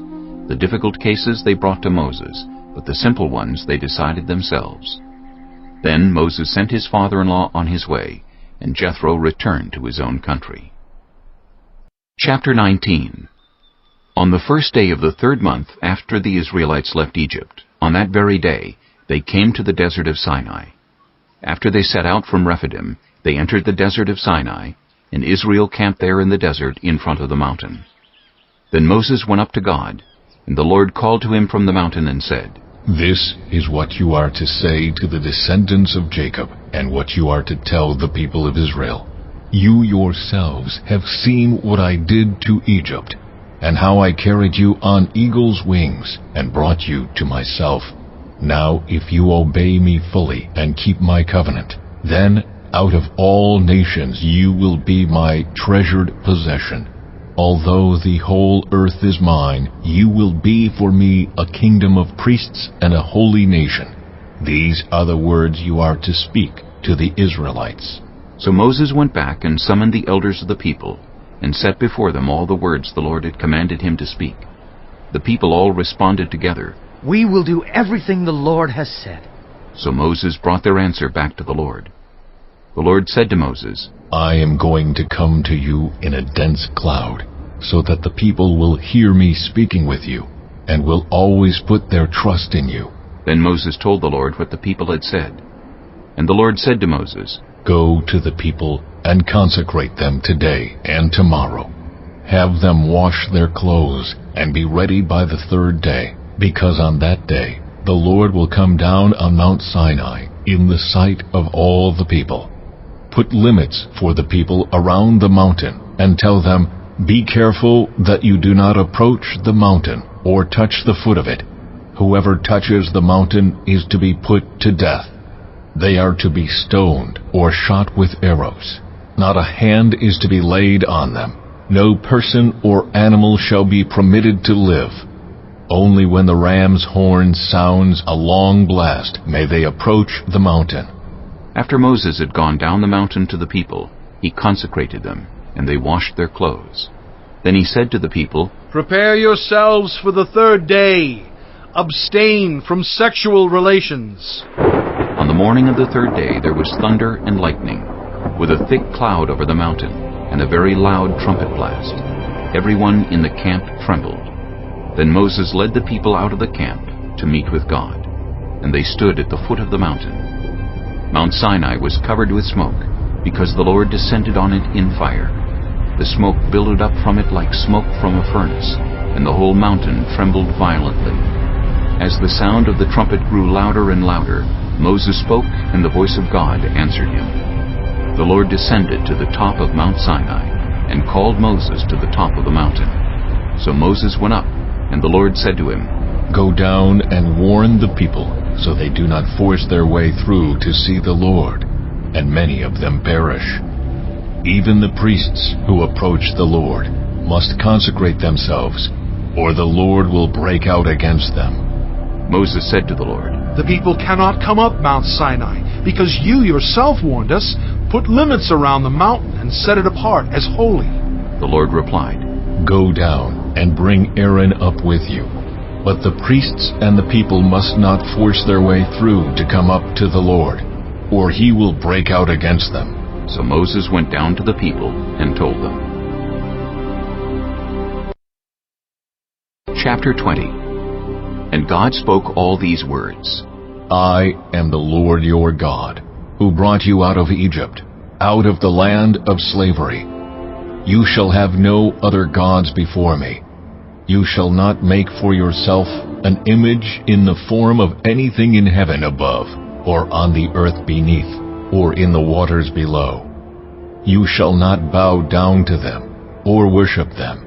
For I, the Lord your God, am a jealous God, punishing the children for the sin of the parents to the third and fourth generation of those who hate me, but showing love to 1,000 generations of those who love me and keep my commandments. You shall not misuse the name of the Lord your God, for the Lord will not hold anyone guiltless who misuses his name. Remember the Sabbath day by keeping it holy. 6 days you shall labor and do all your work, but the seventh day is a Sabbath to the Lord your God. On it you shall not do any work, neither you nor your son or daughter, nor your male or female servant, nor your animals, nor any foreigner residing in your towns. For in 6 days the Lord made the heavens and the earth, the sea, and all that is in them. But he rested on the seventh day. Therefore the Lord blessed the Sabbath day and made it holy. Honor your father and your mother, so that you may live long in the land the Lord your God is giving you. You shall not murder. You shall not commit adultery. You shall not steal. You shall not give false testimony against your neighbor. You shall not covet your neighbor's house. You shall not covet your neighbor's wife, or his male or female servant, his ox or donkey, or anything that belongs to your neighbor. When the people saw the thunder and lightning, and heard the trumpet, and saw the mountain in smoke, they trembled with fear. They stayed at a distance, and said to Moses, "Speak to us yourself, and we will listen. But do not have God speak to us, or we will die." Moses said to the people, "Do not be afraid. God has come to test you, so that the fear of God will be with you to keep you from sinning." The people remained at a distance, while Moses approached the thick darkness where God was. Then the Lord said to Moses, Tell the Israelites this: You have seen for yourselves that I have spoken to you from heaven. Do not make any gods to be alongside me. Do not make for yourselves gods of silver or gods of gold. Make an altar of earth for me, and sacrifice on it your burnt offerings and fellowship offerings, your sheep and goats and your cattle. Wherever I cause my name to be honored, I will come to you and bless you. If you make an altar of stones for me, do not build it with dressed stones, for you will defile it if you use a tool on it. And do not go up to my altar on steps, or your private parts may be exposed. Chapter 21. These are the laws you are to set before them. If you buy a Hebrew servant, he is to serve you for 6 years, but in the 7th year he shall go free, without paying anything. If he comes alone, he is to go free alone, but if he has a wife when he comes, she is to go with him. If his master gives him a wife, and she bears him sons or daughters, the woman and her children shall belong to her master, and only the man shall go free.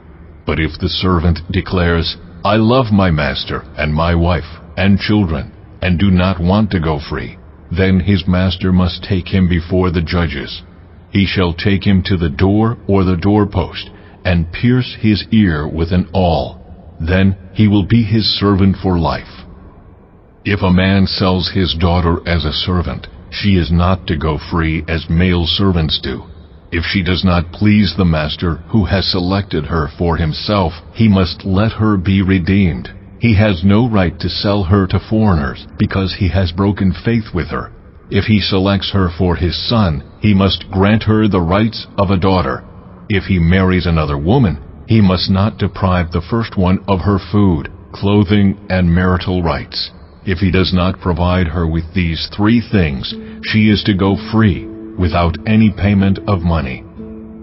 Anyone who strikes a person with a fatal blow is to be put to death. However, if it is not done intentionally, but God lets it happen, they are to flee to a place I will designate. But if anyone schemes and kills someone deliberately, that person is to be taken from my altar and put to death. Anyone who attacks their father or mother is to be put to death. Anyone who kidnaps someone is to be put to death, whether the victim has been sold or is still in the kidnapper's possession. Anyone who curses their father or mother is to be put to death.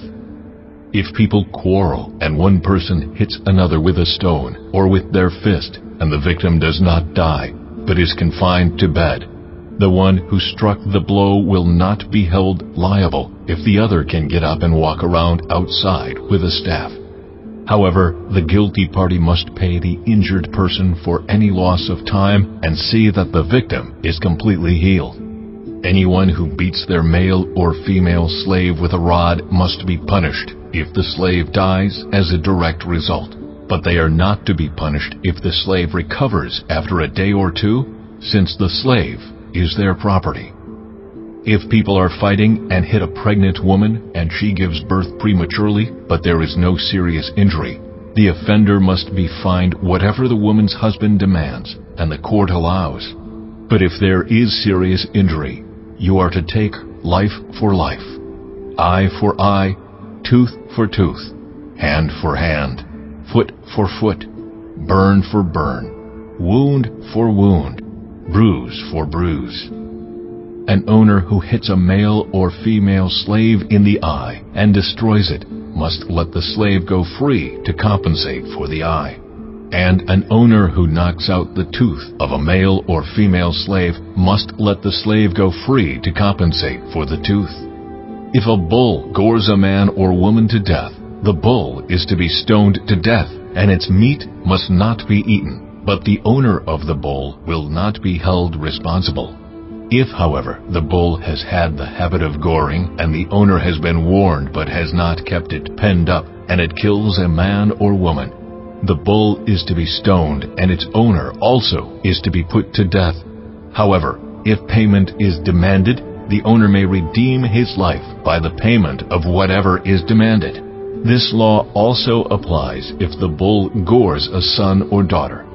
If the bull gores a male or female slave, the owner must pay 30 shekels of silver to the master of the slave, and the bull is to be stoned to death.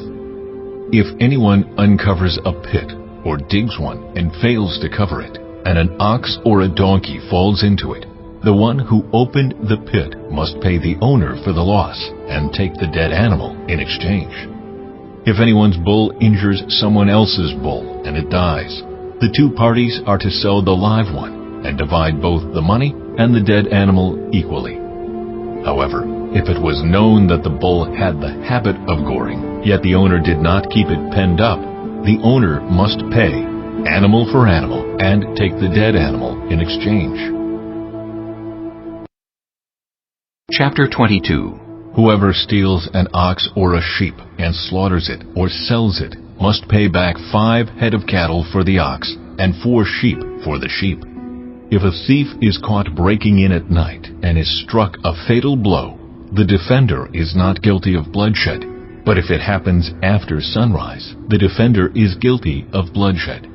Anyone who steals must certainly make restitution, but if they have nothing, they must be sold to pay for their theft. If the stolen animal is found alive in their possession, whether ox or donkey or sheep, they must pay back double. If anyone grazes their livestock in a field or vineyard and lets them stray, and they graze in someone else's field, the offender must make restitution from the best of their own field or vineyard. If a fire breaks out and spreads into thorn bushes so that it burns shocks of grain or standing grain or the whole field, the one who started the fire must make restitution. If anyone gives a neighbor silver or goods for safekeeping, and they are stolen from the neighbor's house, the thief, if caught, must pay back double. But if the thief is not found, the owner of the house must appear before the judges, and they must determine whether the owner of the house has laid hands on the other person's property. In all cases of illegal possession of an ox, a donkey, a sheep, a garment, or any other lost property about which somebody says, "This is mine," both parties are to bring their cases before the judges. The one whom the judges declare guilty must pay back double to the other. If anyone gives a donkey, an ox, a sheep, or any other animal to their neighbor for safekeeping, and it dies, or is injured, or is taken away while no one is looking, the issue between them will be settled by the taking of an oath before the Lord that the neighbor did not lay hands on the other person's property. The owner is to accept this, and no restitution is required. But if the animal was stolen from the neighbor, restitution must be made to the owner. If it was torn to pieces by a wild animal, the neighbor shall bring in the remains as evidence and shall not be required to pay for the torn animal. If anyone borrows an animal from their neighbor and it is injured or dies while the owner is not present, they must make restitution. But if the owner is with the animal, the borrower will not have to pay. If the animal was hired, the money paid for the hire covers the loss. If a man seduces a virgin who is not pledged to be married and sleeps with her, he must pay the bride price, and she shall be his wife. If her father absolutely refuses to give her to him, he must still pay the bride price for virgins. Do not allow a sorceress to live. Anyone who has sexual relations with an animal is to be put to death. Whoever sacrifices to any god other than the Lord must be destroyed. Do not mistreat or oppress a foreigner, for you were foreigners in Egypt. Do not take advantage of the widow or the fatherless. If you do and they cry out to me, I will certainly hear their cry. My anger will be aroused and I will kill you with the sword. Your wives will become widows and your children fatherless. If you lend money to one of my people among you who is needy, do not treat it like a business deal. Charge no interest. If you take your neighbor's cloak as a pledge, return it by sunset, because that cloak is the only covering your neighbor has. What else can they sleep in? When they cry out to me, I will hear, for I am compassionate. Do not blaspheme God or curse the ruler of your people. Do not hold back offerings from your granaries or your vats. You must give me the firstborn of your sons. Do the same with your cattle and your sheep. Let them stay with their mothers for 7 days, but give them to me on the 8th day. You are to be my holy people, so do not eat the meat of an animal torn by wild beasts. Throw it to the dogs. Chapter 23. Do not spread false reports. Do not help a guilty person by being a malicious witness. Do not follow the crowd in doing wrong. When you give testimony in a lawsuit, do not pervert justice by siding with the crowd, and do not show favoritism to a poor person in a lawsuit. If you come across your enemy's ox or donkey wandering off, be sure to return it. If you see the donkey of someone who hates you fallen down under its load, do not leave it there. Be sure you help them with it. Do not deny justice to your poor people in their lawsuits. Have nothing to do with a false charge, and do not put an innocent or honest person to death, for I will not acquit the guilty. Do not accept a bribe, for a bribe blinds those who see and twists the words of the innocent. Do not oppress a foreigner. You yourselves know how it feels to be foreigners, because you were foreigners in Egypt. For 6 years you are to sow your fields and harvest the crops. But during the 7th year let the land lie unplowed and unused. Then the poor among your people may get food from it, and the wild animals may eat what is left. Do the same with your vineyard and your olive grove.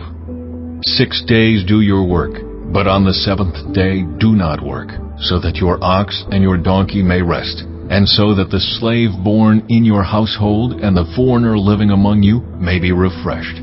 Be careful to do everything I have said to you. Do not invoke the names of other gods. Do not let them be heard on your lips. 3 times a year you are to celebrate a festival to me. Celebrate the festival of unleavened bread. For 7 days eat bread made without yeast, as I commanded you. Do this at the appointed time in the month of Aviv, for in that month you came out of Egypt. No one is to appear before me empty-handed. Celebrate the festival of harvest with the first fruits of the crops you sow in your field.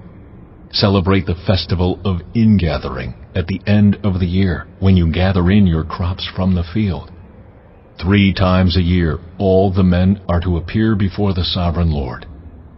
Do not offer the blood of a sacrifice to me along with anything containing yeast. The fat of my festival offerings must not be kept until morning. Bring the best of the first fruits of your soil to the house of the Lord your God. Do not cook a young goat in its mother's milk.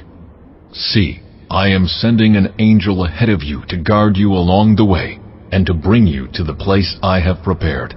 Pay attention to him and listen to what he says. Do not rebel against him. He will not forgive your rebellion, since my name is in him. If you listen carefully to what he says and do all that I say, I will be an enemy to your enemies, and will oppose those who oppose you.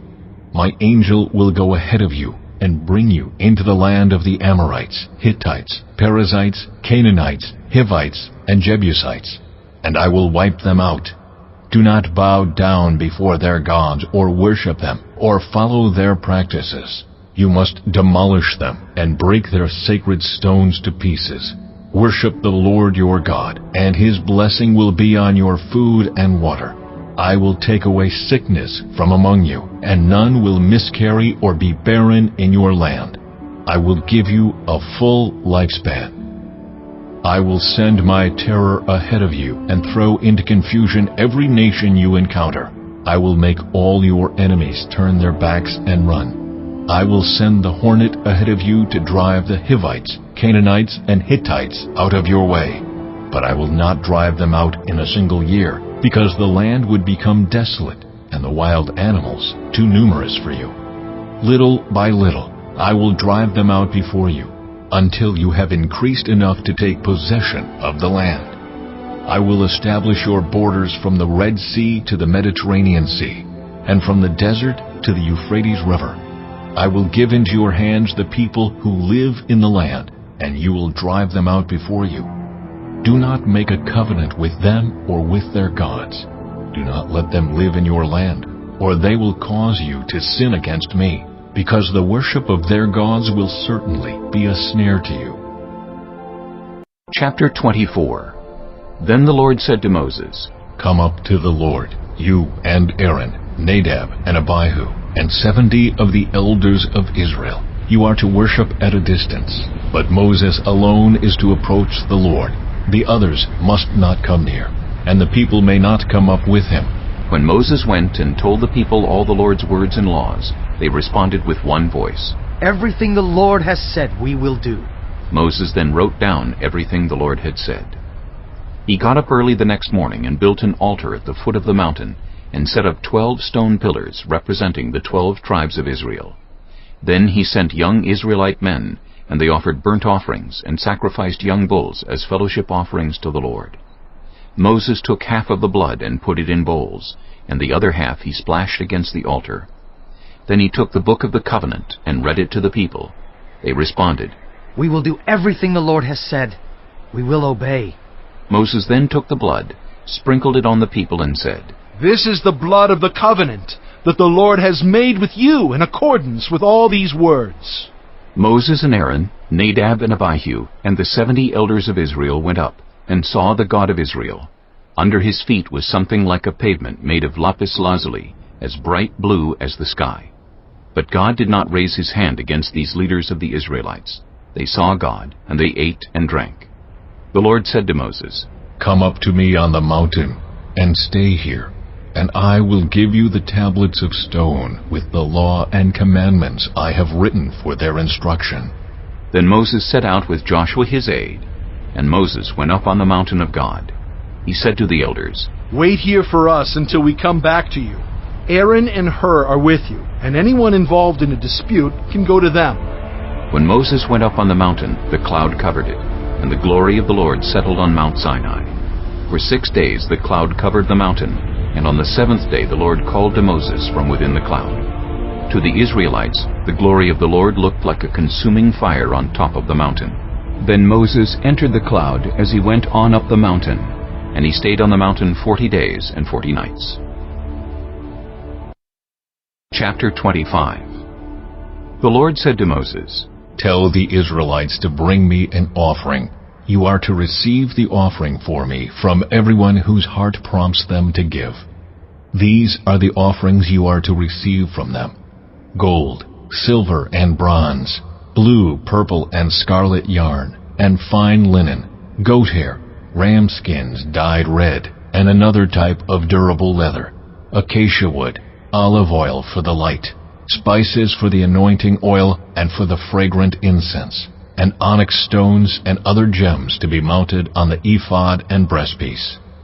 Then have them make a sanctuary for me, and I will dwell among them. Make this tabernacle and all its furnishings exactly like the pattern I will show you. Have them make an ark of acacia wood, 2.5 cubits long, 1.5 cubits wide, and 1.5 cubits high. Overlay it with pure gold, both inside and out, and make a gold molding around it. Cast 4 gold rings for it, and fasten them to its 4 feet, with 2 rings on one side and 2 rings on the other.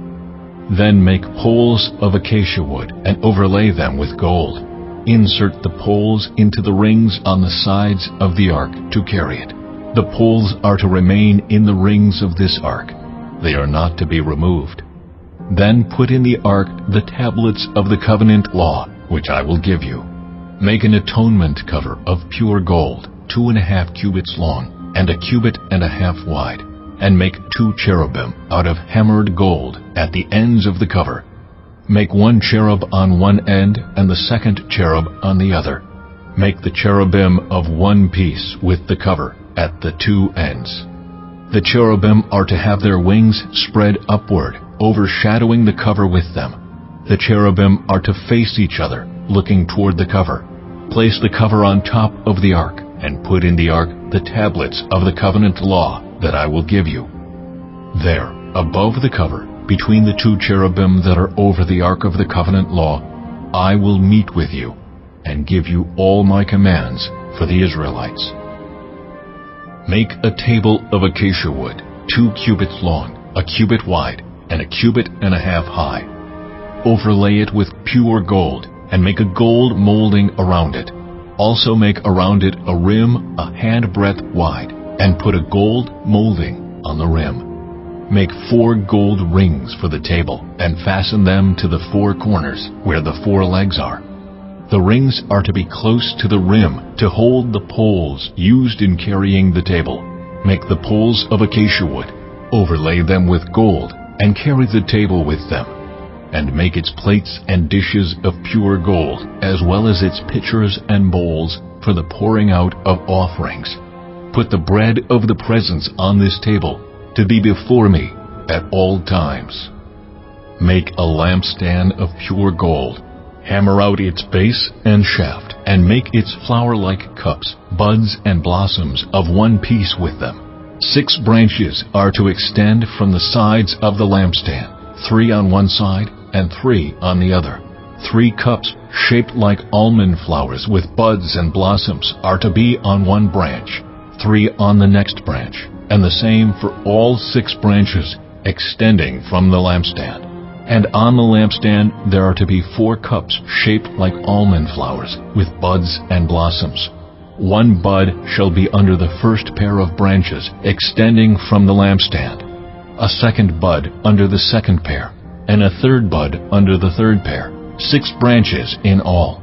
The buds and branches shall all be of one piece with the lampstand, hammered out of pure gold. Then make its 7 lamps, and set them up on it, so that they light the space in front of it. Its wick trimmers and trays are to be of pure gold. A talent of pure gold is to be used for the lampstand and all these accessories. See that you make them according to the pattern shown you on the mountain. Chapter 26. Make the tabernacle with 10 curtains of finely twisted linen and blue, purple, and scarlet yarn, with cherubim woven into them by a skilled worker. All the curtains are to be the same size, 28 cubits long and 4 cubits wide. Join 5 of the curtains together, and do the same with the other 5. Make loops of blue material along the edge of the end curtain in one set, and do the same with the end curtain in the other set. Make 50 loops on one curtain, and 50 loops on the end curtain of the other set, with the loops opposite each other. Then make 50 gold clasps, and use them to fasten the curtains together, so that the tabernacle is a unit. Make curtains of goat hair for the tent over the tabernacle, 11 altogether. All 11 curtains are to be the same size, 30 cubits long and 4 cubits wide. Join 5 of the curtains together into one set, and the other 6 into another set. Fold the 6th curtain double at the front of the tent. Make 50 loops along the edge of the end curtain in one set, and also along the edge of the end curtain in the other set. Then make 50 bronze clasps, and put them in the loops to fasten the tent together as a unit. As for the additional length of the tent curtains, the half curtain that is left over is to hang down at the rear of the tabernacle. The tent curtains will be a cubit longer on both sides. What is left will hang over the sides of the tabernacle so as to cover it. Make for the tent a covering of ram skins dyed red, and over that a covering of the other durable leather. Make upright frames of acacia wood for the tabernacle. Each frame is to be 10 cubits long and a cubit and a half wide, with 2 projections set parallel to each other. Make all the frames of the tabernacle in this way. Make 20 frames for the south side of the tabernacle, and make 40 silver bases to go under them, 2 bases for each frame, 1 under each projection. For the other side, the north side of the tabernacle, make 20 frames and 40 silver bases, 2 under each frame. Make 6 frames for the far end, that is, the west end of the tabernacle, and make 2 frames for the corners at the far end. At these 2 corners they must be double from the bottom all the way to the top, and fitted into a single ring. Both shall be like that. So there will be 8 frames and 16 silver bases, 2 under each frame. Also make crossbars of acacia wood, 5 for the frames on one side of the tabernacle, 5 for those on the other side, and 5 for the frames on the west at the far end of the tabernacle. The center crossbar is to extend from end to end at the middle of the frames. Overlay the frames with gold, and make gold rings to hold the crossbars. Also overlay the crossbars with gold. Set up the tabernacle according to the plan shown you on the mountain. Make a curtain of blue, purple, and scarlet yarn, and finely twisted linen, with cherubim woven into it by a skilled worker. Hang it with gold hooks on 4 posts of acacia wood, overlaid with gold, and standing on 4 silver bases. Hang the curtain from the clasps, and place the Ark of the Covenant law behind the curtain. The curtain will separate the holy place from the most holy place. Put the atonement cover on the Ark of the Covenant law in the most holy place. Place the table outside the curtain on the north side of the tabernacle, and put the lampstand opposite it on the south side. For the entrance to the tent, make a curtain of blue, purple, and scarlet yarn, and finely twisted linen, the work of an embroiderer. Make gold hooks for this curtain, and 5 posts of acacia wood overlaid with gold, and cast 5 bronze bases for them. Chapter 27. Build an altar of acacia wood, 3 cubits high. It is to be square, 5 cubits long and 5 cubits wide. Make a horn at each of the 4 corners, so that the horns and the altar are of one piece, and overlay the altar with bronze. Make all its utensils of bronze, its pots to remove the ashes, and its shovels, sprinkling bowls, meat forks, and fire pans. Make a grating for it, a bronze network, and make a bronze ring at each of the 4 corners of the network. Put it under the ledge of the altar, so that it is halfway up the altar. Make poles of acacia wood for the altar, and overlay them with bronze. The poles are to be inserted into the rings, so they will be on 2 sides of the altar when it is carried. Make the altar hollow, out of boards. It is to be made just as you were shown on the mountain. Make a courtyard for the tabernacle. The south side shall be 100 cubits long, and is to have curtains of finely twisted linen, with 20 posts and 20 bronze bases, and with silver hooks and bands on the posts. The north side shall also be 100 cubits long, and is to have curtains with 20 posts and 20 bronze bases, and with silver hooks and bands on the posts. The west end of the courtyard shall be 50 cubits wide, and have curtains with 10 posts and 10 bases. On the east end, toward the sunrise, the courtyard shall also be 50 cubits wide. Curtains 15 cubits long are to be on one side of the entrance, with 3 posts and 3 bases. And curtains 15 cubits long are to be on the other side, with 3 posts and 3 bases. For the entrance to the courtyard, provide a curtain 20 cubits long of blue, purple, and scarlet yarn, and finely twisted linen, the work of an embroiderer, with 4 posts and 4 bases. All the posts around the courtyard are to have silver bands and hooks and bronze bases. The courtyard shall be 100 cubits long and 50 cubits wide, with curtains of finely twisted linen 5 cubits high, and with bronze bases. All the other articles used in the service of the tabernacle, whatever their function, including all the tent pegs for it, and those for the courtyard, are to be of bronze. Command the Israelites to bring you clear oil of pressed olives for the light, so that the lamps may be kept burning. In the tent of meeting, outside the curtain that shields the ark of the covenant law, Aaron and his sons are to keep the lamps burning before the Lord from evening till morning.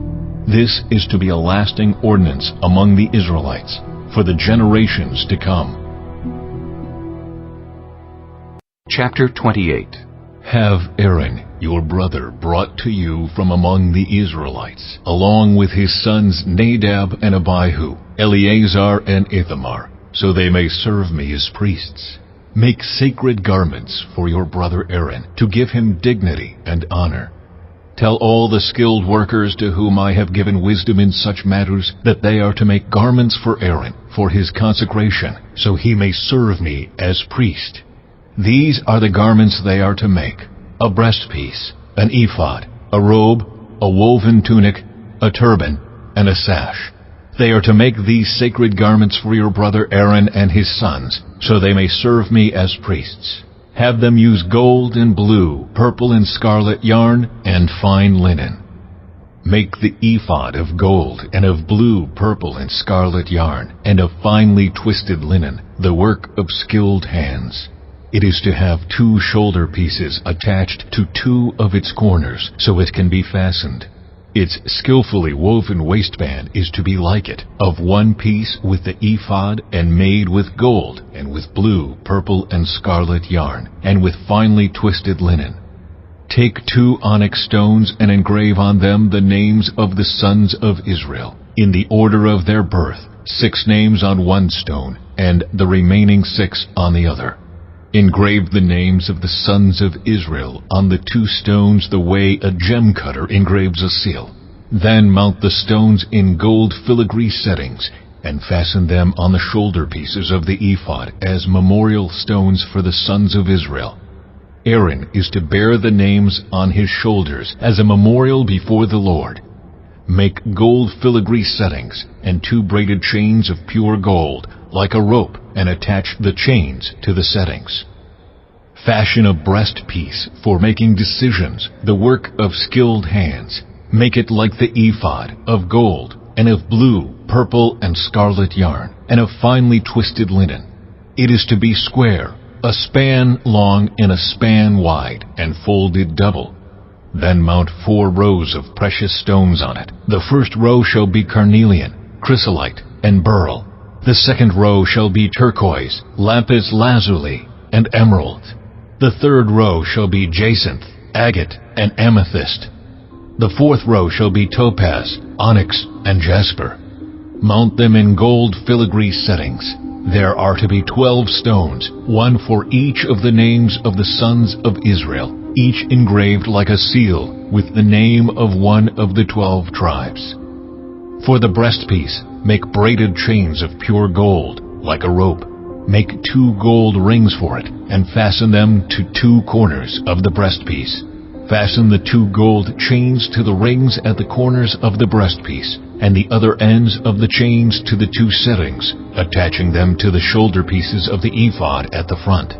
Make 2 gold rings and attach them to the other 2 corners of the breastpiece on the inside edge next to the ephod. Make 2 more gold rings and attach them to the bottom of the shoulder pieces on the front of the ephod, close to the seam just above the waistband of the ephod. The rings of the breastpiece are to be tied to the rings of the ephod with blue cord, connecting it to the waistband, so that the breastpiece will not swing out from the ephod. Whenever Aaron enters the holy place, he will bear the names of the sons of Israel over his heart on the breastpiece of decision, as a continuing memorial before the Lord. Also put the Urim and the Thummim in the breastpiece, so they may be over Aaron's heart whenever he enters the presence of the Lord. Thus Aaron will always bear the means of making decisions for the Israelites over his heart before the Lord. Make the robe of the ephod entirely of blue cloth, with an opening for the head in its center. There shall be a woven edge like a collar around this opening, so that it will not tear. Make pomegranates of blue, purple, and scarlet yarn around the hem of the robe, with gold bells between them. The gold bells and the pomegranates are to alternate around the hem of the robe. Aaron must wear it when he ministers. The sound of the bells will be heard when he enters the holy place before the Lord, and when he comes out, so that he will not die. Make a plate of pure gold, and engrave on it as on a seal, Holy to the Lord. Fasten a blue cord to it, to attach it to the turban. It is to be on the front of the turban. It will be on Aaron's forehead, and he will bear the guilt involved in the sacred gifts the Israelites consecrate, whatever their gifts may be. It will be on Aaron's forehead continually, so that they will be acceptable to the Lord. Weave the tunic of fine linen, and make the turban of fine linen. The sash is to be the work of an embroiderer. Make tunics, sashes, and caps for Aaron's sons, to give them dignity and honor. After you put these clothes on your brother Aaron and his sons, anoint and ordain them. Consecrate them, so they may serve me as priests. Make linen undergarments as a covering for the body, reaching from the waist to the thigh. Aaron and his sons must wear them whenever they enter the tent of meeting, or approach the altar to minister in the holy place, so that they will not incur guilt and die. This is to be a lasting ordinance for Aaron and his descendants. Chapter 29. This is what you are to do to consecrate them, so they may serve me as priests. Take a young bull and 2 rams without defect, and from the finest wheat flour make round loaves without yeast, thick loaves without yeast, and with olive oil mixed in, and thin loaves without yeast, and brushed with olive oil. Put them in a basket, and present them along with the bull and the 2 rams. Then bring Aaron and his sons to the entrance to the tent of meeting, and wash them with water. Take the garments and dress Aaron with the tunic, the robe of the ephod itself, and the breastpiece. Fasten the ephod on him by its skillfully woven waistband. Put the turban on his head and attach the sacred emblem to the turban. Take the anointing oil and anoint him by pouring it on his head. Bring his sons and dress them in tunics, and fasten caps on them. Then tie sashes on Aaron and his sons. The priesthood is theirs by a lasting ordinance. Then you shall ordain Aaron and his sons. Bring the bull to the front of the tent of meeting, and Aaron and his sons shall lay their hands on its head. Slaughter it in the Lord's presence at the entrance to the tent of meeting. Take some of the bull's blood and put it on the horns of the altar with your finger, and pour out the rest of it at the base of the altar. Then take all the fat on the internal organs, the long lobe of the liver, and both kidneys with the fat on them, and burn them on the altar. But burn the bull's flesh and its hide and its intestines outside the camp. It is a sin offering. Take one of the rams, and Aaron and his sons shall lay their hands on its head. Slaughter it, and take the blood and splash it against the sides of the altar. Cut the ram into pieces, and wash the internal organs and the legs, putting them with the head and the other pieces. Then burn the entire ram on the altar. It is a burnt offering to the Lord, a pleasing aroma, a food offering presented to the Lord. Take the other ram, and Aaron and his sons shall lay their hands on its head.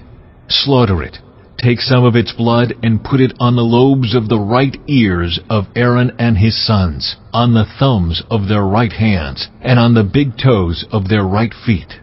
Then splash blood against the sides of the altar. And take some blood from the altar and some of the anointing oil, and sprinkle it on Aaron and his garments, and on his sons and their garments. Then he and his sons and their garments will be consecrated.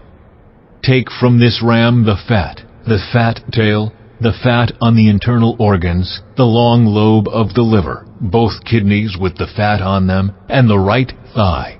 This is the ram for the ordination.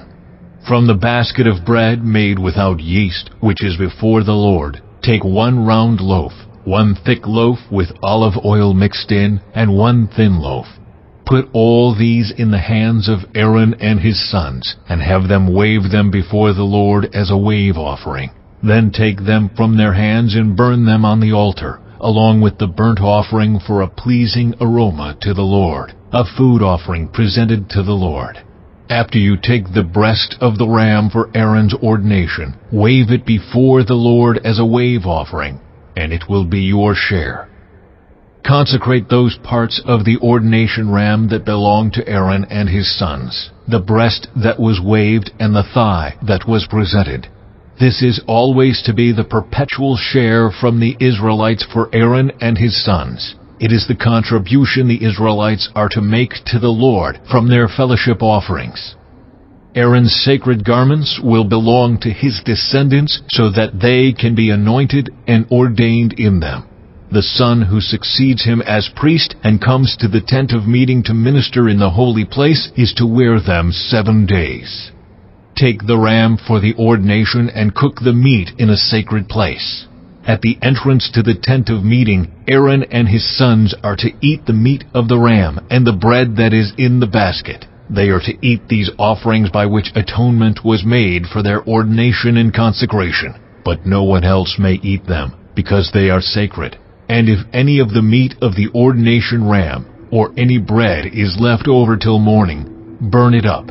It must not be eaten, because it is sacred. Do for Aaron and his sons everything I have commanded you, taking 7 days to ordain them. Sacrifice a bull each day as a sin offering to make atonement. Purify the altar by making atonement for it, and anoint it to consecrate it. For 7 days make atonement for the altar and consecrate it. Then the altar will be most holy, and whatever touches it will be holy. This is what you are to offer on the altar regularly, each day. 2 lambs a year old. Offer one in the morning and the other at twilight. With the first lamb offer 1/10 of an ephah of the finest flour mixed with 1/4 of a hin of oil from pressed olives, and 1/4 of a hin of wine as a drink offering.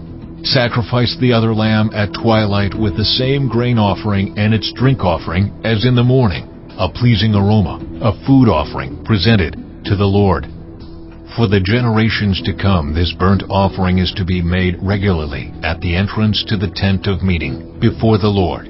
There I will meet you and speak to you. There also I will meet with the Israelites, and the place will be consecrated by my glory. So I will consecrate the tent of meeting and the altar, and will consecrate Aaron and his sons to serve me as priests. Then I will dwell among the Israelites and be their God. They will know that I am the Lord their God, who brought them out of Egypt so that I might dwell among them. I am the Lord their God. Chapter 30. Make an altar of acacia wood for burning incense. It is to be square, 1 cubit long and 1 cubit wide, and 2 cubits high, its horns of 1 piece with it. Overlay the top and all the sides and the horns with pure gold, and make a gold molding around it. Make 2 gold rings for the altar below the molding, 2 on each of the opposite sides, to hold the poles used to carry it. Make the poles of acacia wood and overlay them with gold. Put the altar in front of the curtain that shields the Ark of the Covenant Law, before the atonement cover that is over the tablets of the Covenant Law, where I will meet with you. Aaron must burn fragrant incense on the altar every morning when he tends the lamps. He must burn incense again when he lights the lamps at twilight, so incense will burn regularly before the Lord for the generations to come. Do not offer on this altar any other incense or any burnt offering or grain offering, and do not pour a drink offering on it. Once a year Aaron shall make atonement on its horns. This annual atonement must be made with the blood of the atoning sin offering for the generations to come. It is most holy to the Lord. Then the Lord said to Moses, When you take a census of the Israelites to count them, each one must pay the Lord a ransom for his life at the time he is counted. Then no plague will come on them when you number them. Each one who crosses over to those already counted is to give a half shekel, according to the sanctuary shekel, which weighs 20 gerahs. This half shekel is an offering to the Lord. All who cross over, those 20 years old or more, are to give an offering to the Lord. The rich are not to give more than a half shekel, and the poor are not to give less when you make the offering to the Lord to atone for your lives. Receive the atonement money from the Israelites and use it for the service of the tent of meeting. It will be a memorial for the Israelites before the Lord, making atonement for your lives. Then the Lord said to Moses, Make a bronze basin with its bronze stand for washing. Place it between the tent of meeting and the altar, and put water in it. Aaron and his sons are to wash their hands and feet with water from it. Whenever they enter the tent of meeting, they shall wash with water so that they will not die. Also, when they approach the altar to minister by presenting a food offering to the Lord, they shall wash their hands and feet so that they will not die. This is to be a lasting ordinance for Aaron and his descendants for the generations to come. Then the Lord said to Moses, Take the following fine spices: 500 shekels of liquid myrrh, half as much, that is, 250 shekels of fragrant cinnamon, 250 shekels of fragrant calamus, 500 shekels of cassia, all according to the sanctuary shekel, and a hin of olive oil. Make these into a sacred anointing oil, a fragrant blend, the work of a perfumer. It will be the sacred anointing oil. Then use it to anoint the tent of meeting, the ark of the covenant law, the table and all its articles, the lampstand and its accessories, the altar of incense, the altar of burnt offering and all its utensils, and the basin with its stand. You shall consecrate them so they will be most holy, and whatever touches them will be holy. Anoint Aaron and his sons and consecrate them so they may serve me as priests. Say to the Israelites, This is to be my sacred anointing oil for the generations to come. Do not pour it on anyone else's body, and do not make any other oil using the same formula. It is sacred, and you are to consider it sacred. Whoever makes perfume like it and puts it on anyone other than a priest must be cut off from their people. Then the Lord said to Moses, Take fragrant spices, gum resin, onycha, and galbanum, and pure frankincense, all in equal amounts, and make a fragrant blend of incense, the work of a perfumer.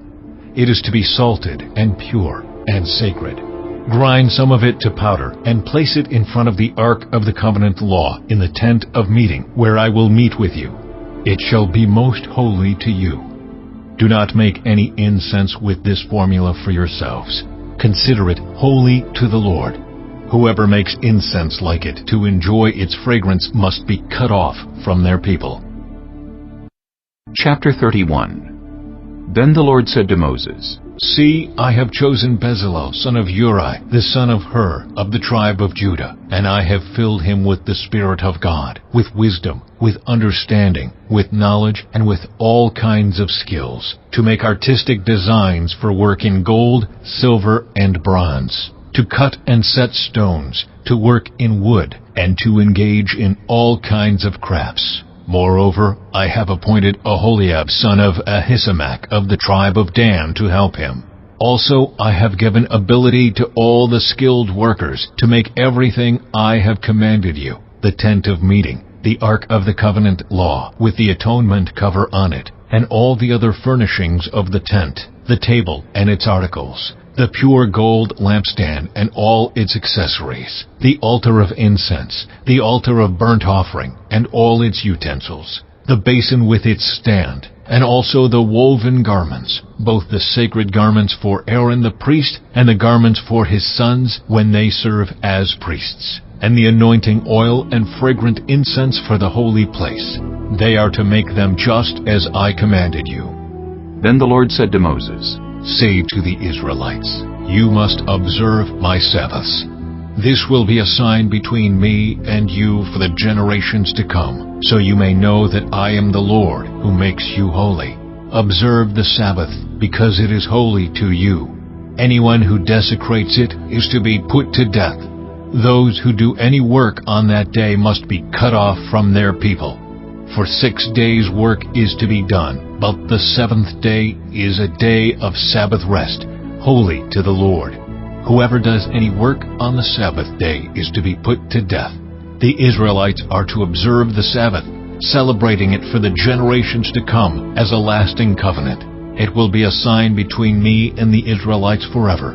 For in 6 days the Lord made the heavens and the earth, and on the seventh day he rested and was refreshed. When the Lord finished speaking to Moses on Mount Sinai, he gave him the 2 tablets of the covenant law, the tablets of stone, inscribed by the finger of God. Chapter 32. When the people saw that Moses was so long in coming down from the mountain, they gathered around Aaron and said, Come, make us gods who will go before us.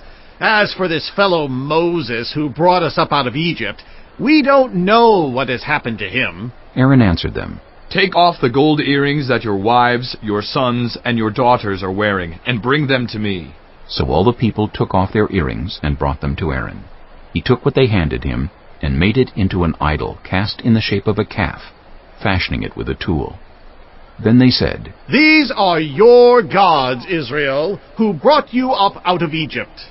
When Aaron saw this, he built an altar in front of the calf and announced, Tomorrow there will be a festival to the Lord. So the next day the people rose early and sacrificed burnt offerings and presented fellowship offerings. Afterward they sat down to eat and drink, and got up to indulge in revelry. Then the Lord said to Moses, Go down, because your people, whom you brought up out of Egypt, have become corrupt. They have been quick to turn away from what I commanded them, and have made themselves an idol cast in the shape of a calf. They have bowed down to it and sacrificed to it, and have said, These are your gods, Israel, who brought you up out of Egypt. I have seen these people, the Lord said to Moses, and they are a stiff-necked people. Now leave me alone so that my anger may burn against them, and that I may destroy them. Then I will make you into a great nation. But Moses sought the favor of the Lord his God. Lord, he said, why should your anger burn against your people, whom you brought out of Egypt with great power and a mighty hand? Why should the Egyptians say, It was with evil intent that he brought them out, to kill them in the mountains and to wipe them off the face of the earth? Turn from your fierce anger, relent, and do not bring disaster on your people. Remember your servants Abraham, Isaac, and Israel, to whom you swore by your own self, I will make your descendants as numerous as the stars in the sky, and I will give your descendants all this land I promised them, and it will be their inheritance forever. Then the Lord relented, and did not bring on his people the disaster he had threatened. Moses turned and went down the mountain with the 2 tablets of the covenant law in his hands. They were inscribed on both sides, front and back. The tablets were the work of God. The writing was the writing of God, engraved on the tablets. When Joshua heard the noise of the people shouting, he said to Moses, There is the sound of war in the camp. Moses replied, It is not the sound of victory. It is not the sound of defeat. It is the sound of singing that I hear. When Moses approached the camp and saw the calf and the dancing, his anger burned, and he threw the tablets out of his hands, breaking them to pieces at the foot of the mountain. And he took the calf the people had made, and burned it in the fire. Then he ground it to powder, scattered it on the water, and made the Israelites drink it. He said to Aaron, What did these people do to you, that you led them into such great sin? Do not be angry, my lord, Aaron answered. You know how prone these people are to evil. They said to me, "Make us gods who will go before us. As for this fellow Moses who brought us up out of Egypt, we don't know what has happened to him."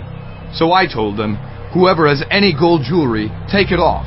Then they gave me the gold, and I threw it into the fire, and out came this calf. Moses saw that the people were running wild, and that Aaron had let them get out of control, and so become a laughingstock to their enemies. So he stood at the entrance to the camp and said, "Whoever is for the Lord, come to me." And all the Levites rallied to him. Then he said to them, "This is what the Lord, the God of Israel, says. Each man strap a sword to his side. Go back and forth through the camp from one end to the other, each killing his brother and friend and neighbor." The Levites did as Moses commanded, and that day about 3,000 of the people died. Then Moses said, "You have been set apart to the Lord today, for you were against your own sons and brothers, and he has blessed you this day." The next day Moses said to the people, "You have committed a great sin, but now I will go up to the Lord. Perhaps I can make atonement for your sin." So Moses went back to the Lord and said, "Oh, what a great sin these people have committed! They have made themselves gods of gold. But now, please forgive their sin.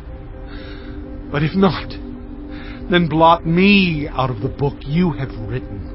The Lord replied to Moses, "Whoever has sinned against me, I will blot out of my book. Now go, lead the people to the place I spoke of, and my angel will go before you. However, when the time comes for me to punish, I will punish them for their sin." And the Lord struck the people with a plague because of what they did with the calf Aaron had made. Chapter 33. Then the Lord said to Moses, "Leave this place, you and the people you brought up out of Egypt, and go up to the land I promised on oath to Abraham, Isaac, and Jacob, saying, I will give it to your descendants. I will send an angel before you and drive out the Canaanites, Amorites, Hittites, Perizzites, Hivites, and Jebusites. Go up to the land flowing with milk and honey. But I will not go with you, because you are a stiff-necked people, and I might destroy you on the way." When the people heard these distressing words, they began to mourn, and no one put on any ornaments. For the Lord had said to Moses, "Tell the Israelites, you are a stiff-necked people. If I were to go with you even for a moment, I might destroy you. Now take off your ornaments, and I will decide what to do with you." So the Israelites stripped off their ornaments at Mount Horeb. Now Moses used to take a tent and pitch it outside the camp some distance away, calling it the tent of meeting. Anyone inquiring of the Lord would go to the tent of meeting outside the camp. And whenever Moses went out to the tent, all the people rose and stood at the entrances to their tents, watching Moses until he entered the tent. As Moses went into the tent, the pillar of cloud would come down and stay at the entrance while the Lord spoke with Moses. Whenever the people saw the pillar of cloud standing at the entrance to the tent, they all stood and worshipped, each at the entrance to their tent. The Lord would speak to Moses face to face, as one speaks to a friend. Then Moses would return to the camp, but his young aide Joshua, son of Nun, did not leave the tent. Moses said to the Lord, "You have been telling me, lead these people, but you have not let me know whom you will send with me. You have said, I know you by name, and you have found favor with me. If you are pleased with me, teach me your ways, so I may know you and continue to find favor with you. Remember that this nation is your people." The Lord replied, "My presence will go with you, and I will give you rest." Then Moses said to him, "If your presence does not go with us, do not send us up from here. How will anyone know that you are pleased with me and with your people unless you go with us? What else will distinguish me and your people from all the other people on the face of the earth?" And the Lord said to Moses, "I will do the very thing you have asked, because I am pleased with you, and I know you by name." Then Moses said, "Now, show me your glory." And the Lord said, I will cause all my goodness to pass in front of you, and I will proclaim my name, the Lord, in your presence. I will have mercy on whom I will have mercy, and I will have compassion on whom I will have compassion. But, he said, you cannot see my face, for no one may see me and live. Then the Lord said, there is a place near me where you may stand on a rock. When my glory passes by, I will put you in a cleft in the rock and cover you with my hand until I have passed by. Then I will remove my hand, and you will see my back, but my face must not be seen. Chapter 34. The Lord said to Moses, chisel out 2 stone tablets like the first ones, and I will write on them the words that were on the first tablets, which you broke. Be ready in the morning, and then come up on Mount Sinai. Present yourself to me there on top of the mountain. No one is to come with you or be seen anywhere on the mountain. Not even the flocks and herds may graze in front of the mountain. So Moses chiseled out 2 stone tablets like the first ones, and went up Mount Sinai early in the morning, as the Lord had commanded him. And he carried the 2 stone tablets in his hands. Then the Lord came down in the cloud, and stood there with him, and proclaimed his name, the Lord. And he passed in front of Moses, proclaiming, the Lord, the compassionate and gracious God, slow to anger, abounding in love and faithfulness, maintaining love to thousands, and forgiving wickedness, rebellion, and sin. Yet he does not leave the guilty unpunished. He punishes the children and their children for the sin of the parents to the 3rd and 4th generation. Moses bowed to the ground at once and worshipped. Lord, he said, if I have found favor in your eyes, then let the Lord go with us. Although this is a stiff-necked people, forgive our wickedness and our sin, and take us as your inheritance. Then the Lord said, I am making a covenant with you. Before all your people I will do wonders never before done in any nation in all the world. The people you live among will see how awesome is the work that I, the Lord, will do for you. Obey what I command you today. I will drive out before you the Amorites, Canaanites, Hittites, Perizzites, Hivites, and Jebusites. Be careful not to make a treaty with those who live in the land where you are going, or they will be a snare among you. Break down their altars, smash their sacred stones, and cut down their Asherah poles. Do not worship any other god, for the Lord, whose name is jealous, is a jealous God. Be careful not to make a treaty with those who live in the land, for when they prostitute themselves to their gods and sacrifice to them, they will invite you, and you will eat their sacrifices. And when you choose some of their daughters as wives for your sons, and those daughters prostitute themselves to their gods, they will lead your sons to do the same. Do not make any idols. Celebrate the festival of unleavened bread. For 7 days eat bread made without yeast, as I commanded you. Do this at the appointed time, in the month of Aviv, for in that month you came out of Egypt. The first offspring of every womb belongs to me, including all the firstborn males of your livestock, whether from herd or flock. Redeem the firstborn donkey with a lamb, but if you do not redeem it, break its neck. Redeem all your firstborn sons. No one is to appear before me empty-handed. 6 days you shall labor, but on the 7th day you shall rest. Even during the plowing season and harvest you must rest. Celebrate the festival of weeks with the first fruits of the wheat harvest, and the festival of ingathering at the turn of the year. 3 times a year all your men are to appear before the sovereign Lord, the God of Israel.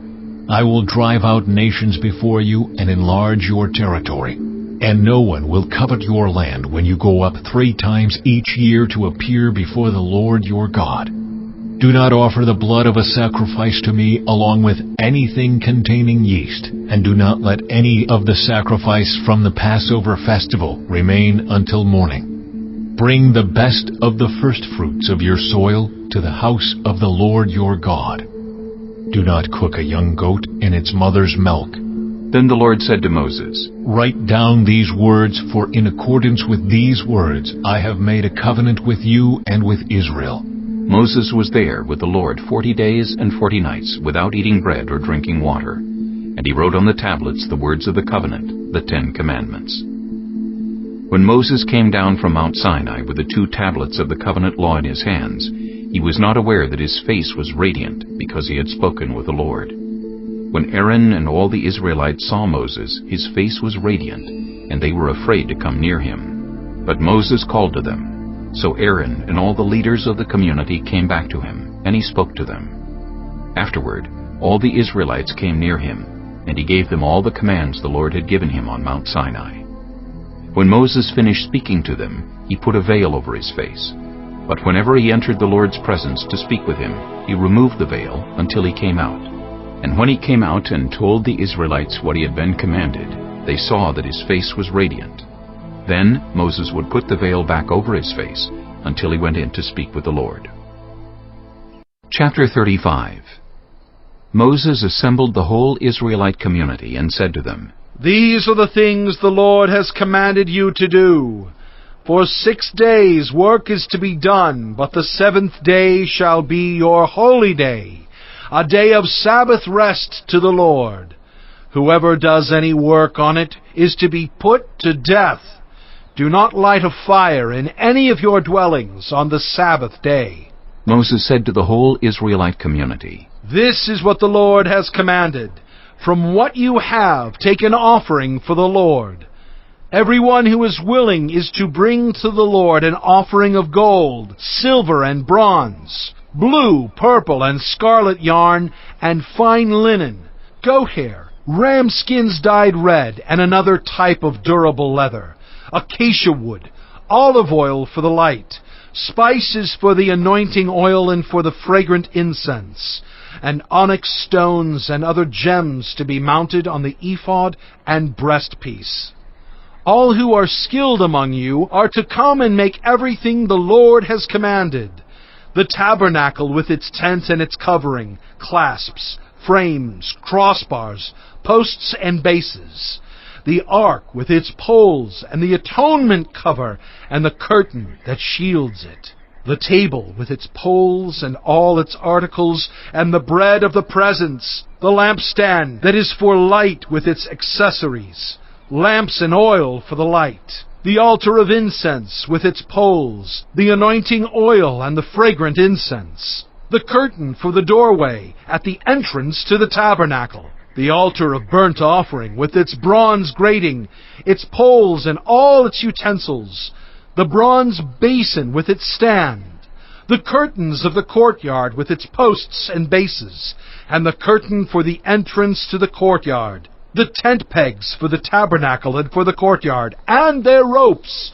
the woven garments worn for ministering in the sanctuary, both the sacred garments for Aaron the priest, and the garments for his sons when they serve as priests. Then the whole Israelite community withdrew from Moses' presence, and everyone who was willing, and whose heart moved them, came and brought an offering to the Lord for the work on the tent of meeting, for all its service, and for the sacred garments. All who were willing, men and women alike, came and brought gold jewelry of all kinds, brooches, earrings, rings, and ornaments. They all presented their gold as a wave offering to the Lord. Everyone who had blue, purple, or scarlet yarn or fine linen, or goat hair, ram skins dyed red, or the other durable leather brought them. Those presenting an offering of silver or bronze brought it as an offering to the Lord, and everyone who had acacia wood for any part of the work brought it. Every skilled woman spun with her hands, and brought what she had spun, blue, purple, or scarlet yarn, or fine linen. And all the women who were willing and had the skill spun the goat hair. The leaders brought onyx stones and other gems to be mounted on the ephod and breastpiece. They also brought spices and olive oil for the light, and for the anointing oil, and for the fragrant incense. All the Israelite men and women who were willing brought to the Lord freewill offerings for all the work the Lord through Moses had commanded them to do. Then Moses said to the Israelites, "See, the Lord has chosen Bezalel, son of Uri, the son of Hur, of the tribe of Judah, and he has filled him with the Spirit of God, with wisdom, with understanding, with knowledge, and with all kinds of skills, to make artistic designs for work in gold, silver, and bronze, to cut and set stones, to work in wood, and to engage in all kinds of artistic crafts. And he has given both him and Aholiab, son of Ahisamach, of the tribe of Dan, the ability to teach others. He has filled them with skill to do all kinds of work, as engravers, designers, embroiderers in blue, purple, and scarlet yarn and fine linen, and weavers, all of them skilled workers and designers." Chapter 36. So Bezalel, Aholiab, and every skilled person to whom the Lord has given skill and ability to know how to carry out all the work of constructing the sanctuary are to do the work just as the Lord has commanded. Then Moses summoned Bezalel and Aholiab, and every skilled person to whom the Lord had given ability, and who was willing to come and do the work. They received from Moses all the offerings the Israelites had brought to carry out the work of constructing the sanctuary. And the people continued to bring free-will offerings morning after morning. So all the skilled workers who were doing all the work on the sanctuary left what they were doing and said to Moses, "The people are bringing more than enough for doing the work the Lord commanded to be done." Then Moses gave an order, and they sent this word throughout the camp: "No man or woman is to make anything else as an offering for the sanctuary." And so the people were restrained from bringing more, because what they already had was more than enough to do all the work. All those who were skilled among the workers made the tabernacle with 10 curtains of finely twisted linen and blue, purple, and scarlet yarn, with cherubim woven into them by expert hands. All the curtains were the same size, 28 cubits long and 4 cubits wide. They joined 5 of the curtains together and did the same with the other 5. Then they made loops of blue material along the edge of the end curtain in one set, and the same was done with the end curtain in the other set. They also made 50 loops on one curtain and 50 loops on the end curtain of the other set, with the loops opposite each other. Then they made 50 gold clasps and used them to fasten the 2 sets of curtains together so that the tabernacle was a unit. They made curtains of goat hair for the tent over the tabernacle, 11 altogether. All 11 curtains were the same size, 30 cubits long and 4 cubits wide. They joined 5 of the curtains into one set, and the other 6 into another set. Then they made 50 loops along the edge of the end curtain in one set, and also along the edge of the end curtain in the other set. They made 50 bronze clasps to fasten the tent together as a unit. Then they made for the tent a covering of ram skins dyed red, and over that a covering of the other durable leather. They made upright frames of acacia wood for the tabernacle. Each frame was 10 cubits long and a cubit and a half wide, with 2 projections set parallel to each other. They made all the frames of the tabernacle in this way. They made 20 frames for the south side of the tabernacle, and made 40 silver bases to go under them, 2 bases for each frame, 1 under each projection. For the other side, the north side of the tabernacle, they made 20 frames, and 40 silver bases, 2 under each frame. They made 6 frames for the far end, that is, the west end of the tabernacle, and 2 frames were made for the corners of the tabernacle at the far end. At these 2 corners the frames were double from the bottom all the way to the top, and fitted into a single ring. Both were made alike. So there were 8 frames and 16 silver bases, 2 under each frame. They also made crossbars of acacia wood, 5 for the frames on one side of the tabernacle, 5 for those on the other side, and 5 for the frames on the west at the far end of the tabernacle. They made the center crossbar so that it extended from end to end at the middle of the frames. They overlaid the frames with gold, and made gold rings to hold the crossbars. They also overlaid the crossbars with gold. They made the curtain of blue, purple, and scarlet yarn and finely twisted linen, with cherubim woven into it by a skilled worker. They made 4 posts of acacia wood for it, and overlaid them with gold. They made gold hooks for them, and cast their 4 silver bases. For the entrance to the tent they made a curtain of blue, purple, and scarlet yarn and finely twisted linen, the work of an embroiderer. And they made 5 posts with hooks for them.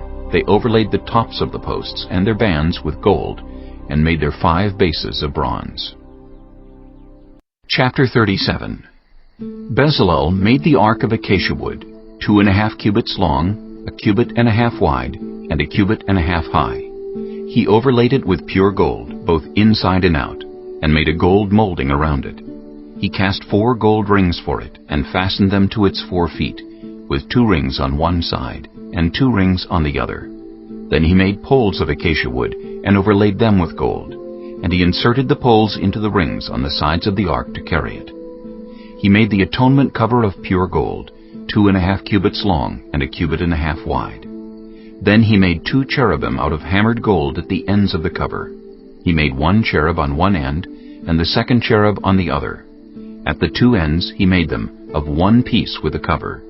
The cherubim had their wings spread upward, overshadowing the cover with them. The cherubim faced each other, looking toward the cover. They made the table of acacia wood, 2 cubits long, 1 cubit wide, and 1.5 cubits high. Then they overlaid it with pure gold, and made a gold molding around it. They also made around it a rim a handbreadth wide, and put a gold molding on the rim. They cast 4 gold rings for the table, and fastened them to the 4 corners, where the 4 legs were. The rings were put close to the rim to hold the poles used in carrying the table. The poles for carrying the table were made of acacia wood, and were overlaid with gold. And they made from pure gold the articles for the table, its plates and dishes and bowls, and its pitchers for the pouring out of drink offerings. They made the lampstand of pure gold. They hammered out its base and shaft, and made its flower-like cups, buds and blossoms of one piece with them. 6 branches extended from the sides of the lampstand, 3 on one side and 3 on the other.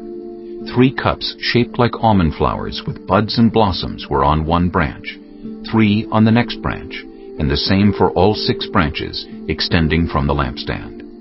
And on the lampstand were 4 cups shaped like almond flowers with buds and blossoms. 1 bud was under the first pair of branches extending from the lampstand, a second bud under the second pair, and a third bud under the third pair, 6 branches in all. The buds and the branches were all of one piece with the lampstand, hammered out of pure gold. They made its 7 lamps, as well as its wick trimmers and trays of pure gold. They made the lampstand and all its accessories from 1 talent of pure gold. They made the altar of incense out of acacia wood. It was square, 1 cubit long and 1 cubit wide, and 2 cubits high, its horns of one piece with it. They overlaid the top and all the sides and the horns with pure gold, and made a gold molding around it. They made 2 gold rings below the molding, 2 on each of the opposite sides to hold the poles used to carry it. They made the poles of acacia wood, and overlaid them with gold. They also made the sacred anointing oil and the pure fragrant incense, the work of a perfumer. Chapter 38. They built the altar of burnt offering of acacia wood, 3 cubits high. It was square, 5 cubits long and 5 cubits wide. They made a horn at each of the 4 corners, so that the horns and the altar were of one piece, and they overlaid the altar with bronze. They made all its utensils of bronze, its pots, shovels, sprinkling bowls, meat forks, and fire pans. They made a grating for the altar, a bronze network to be under its ledge, halfway up the altar. They cast bronze rings to hold the poles for the 4 corners of the bronze grating. They made the poles of acacia wood, and overlaid them with bronze. They inserted the poles into the rings so they would be on the sides of the altar for carrying it. They made it hollow out of boards. They made the bronze basin and its bronze stand from the mirrors of the women who served at the entrance to the tent of meeting. Next they made the courtyard. The south side was 100 cubits long, and had curtains of finely twisted linen, with 20 posts and 20 bronze bases, and with silver hooks and bands on the posts. The north side was also 100 cubits long, and had 20 posts and 20 bronze bases, with silver hooks and bands on the posts.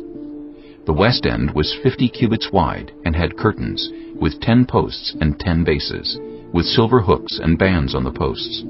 The east end, toward the sunrise, was also 50 cubits wide. Curtains 15 cubits long were on one side of the entrance, with 3 posts and 3 bases, and curtains 15 cubits long were on the other side of the entrance to the courtyard, with 3 posts and 3 bases. All the curtains around the courtyard were of finely twisted linen. The bases for the posts were bronze.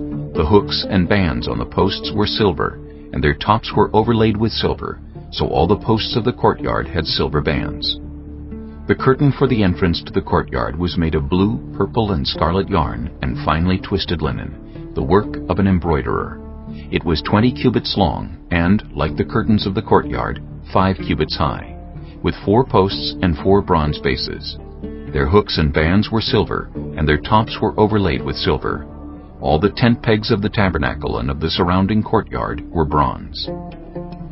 These are the amounts of the materials used for the tabernacle of the covenant law, which were recorded at Moses' command by the Levites under the direction of Ithamar, son of Aaron, the priest. Bezalel, son of Uri, the son of Hur, of the tribe of Judah, made everything the Lord commanded Moses. With him was Aholiab, son of Ahisamach, of the tribe of Dan, an engraver and designer, and an embroiderer in blue, purple, and scarlet yarn and fine linen. The total amount of the gold from the wave offering used for all the work on the sanctuary was 29 talents and 730 shekels, according to the sanctuary shekel. The silver obtained from those of the community who were counted in the census was 100 talents and 1,775 shekels, according to the sanctuary shekel. 1 beka per person, that is, half a shekel, according to the sanctuary shekel, from everyone who had crossed over to those counted, 20 years old or more, a total of 603,550 men. The 100 talents of silver were used to cast the bases for the sanctuary and for the curtain. 100 bases from the 100 talents, 1 talent for each base. They used the 1,775 shekels to make the hooks for the posts, to overlay the tops of the posts, and to make their bands. The bronze from the wave offering was 70 talents and 2,400 shekels. They used it to make the bases for the entrance to the tent of meeting, the bronze altar with its bronze grating and all its utensils, the bases for the surrounding courtyard, and those for its entrance, and all the tent pegs for the tabernacle, and those for the surrounding courtyard. Chapter 39. From the blue, purple, and scarlet yarn they made woven garments for ministering in the sanctuary. They also made sacred garments for Aaron, as the Lord commanded Moses. They made the ephod of gold, and of blue, purple, and scarlet yarn, and of finely twisted linen. They hammered out thin sheets of gold, and cut strands to be worked into the blue, purple, and scarlet yarn and fine linen, the work of skilled hands. They made shoulder pieces for the ephod, which were attached to 2 of its corners, so it could be fastened. Its skillfully woven waistband was like it, of 1 piece with the ephod, and made with gold, and with blue, purple, and scarlet yarn, and with finely twisted linen, as the Lord commanded Moses. They mounted the onyx stones in gold filigree settings, and engraved them like a seal with the names of the sons of Israel. Then they fastened them on the shoulder pieces of the ephod as memorial stones for the sons of Israel, as the Lord commanded Moses. They fashioned the breastpiece, the work of a skilled craftsman.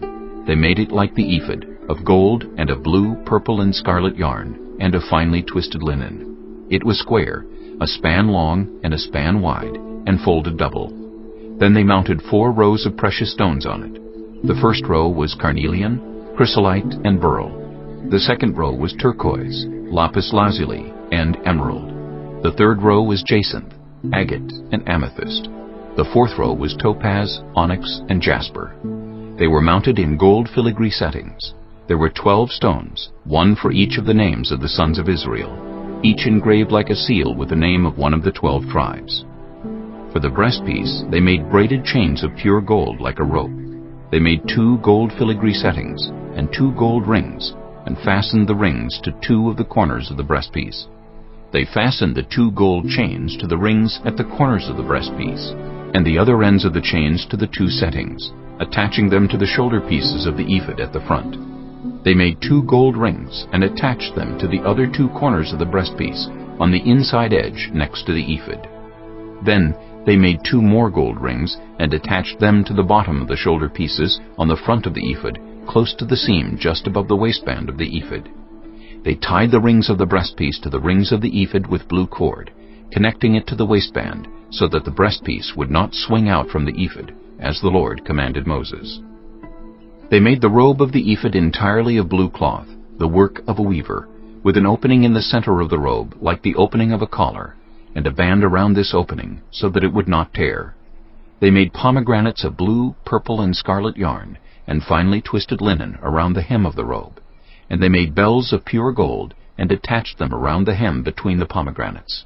The bells and pomegranates alternated around the hem of the robe to be worn for ministering, as the Lord commanded Moses. For Aaron and his sons they made tunics of fine linen, the work of a weaver, and the turban of fine linen, the linen caps, and the undergarments of finely twisted linen. The sash was made of finely twisted linen, and blue, purple, and scarlet yarn, the work of an embroiderer, as the Lord commanded Moses. They made the plate, the sacred emblem, out of pure gold, and engraved on it, like an inscription on a seal, "Holy to the Lord." Then they fastened a blue cord to it, to attach it to the turban, as the Lord commanded Moses. So all the work on the tabernacle, the tent of meeting, was completed. The Israelites did everything just as the Lord commanded Moses. Then they brought the tabernacle to Moses, the tent and all its furnishings, its clasps, frames, crossbars, posts, and bases, the covering of ram skins dyed red, and the covering of another durable leather, and the shielding curtain, the ark of the covenant law with its poles, and the atonement cover, the table with all its articles, and the bread of the presence, the pure gold lampstand with its row of lamps and all its accessories, and the olive oil for the light, the gold altar, the anointing oil, the fragrant incense, and the curtain for the entrance to the tent, the bronze altar with its bronze grating, its poles and all its utensils, the basin with its stand, the curtains of the courtyard with its posts and bases, and the curtain for the entrance to the courtyard, the ropes and tent pegs for the courtyard, all the furnishings for the tabernacle, the tent of meeting, and the woven garments worn for ministering in the sanctuary, both the sacred garments for Aaron the priest and the garments for his sons when serving as priests. The Israelites had done all the work just as the Lord had commanded Moses. Moses inspected the work, and saw that they had done it just as the Lord had commanded. So Moses blessed them. Chapter 40. Then the Lord said to Moses, "Set up the tabernacle, the tent of meeting, on the first day of the first month. Place the ark of the covenant law in it, and shield the ark with the curtain. Bring in the table and set out what belongs on it. Then bring in the lampstand and set up its lamps. Place the gold altar of incense in front of the ark of the covenant law, and put the curtain at the entrance to the tabernacle.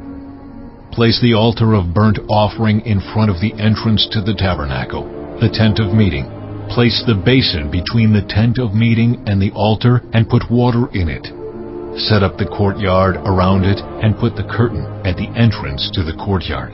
Take the anointing oil, and anoint the tabernacle and everything in it. Consecrate it and all its furnishings, and it will be holy. Then anoint the altar of burnt offering and all its utensils. Consecrate the altar, and it will be most holy. Anoint the basin and its stand, and consecrate them. Bring Aaron and his sons to the entrance to the tent of meeting, and wash them with water. Then dress Aaron in the sacred garments. Anoint him and consecrate him, so he may serve me as priest. Bring his sons and dress them in tunics. Anoint them just as you anointed their father, so they may serve me as priests.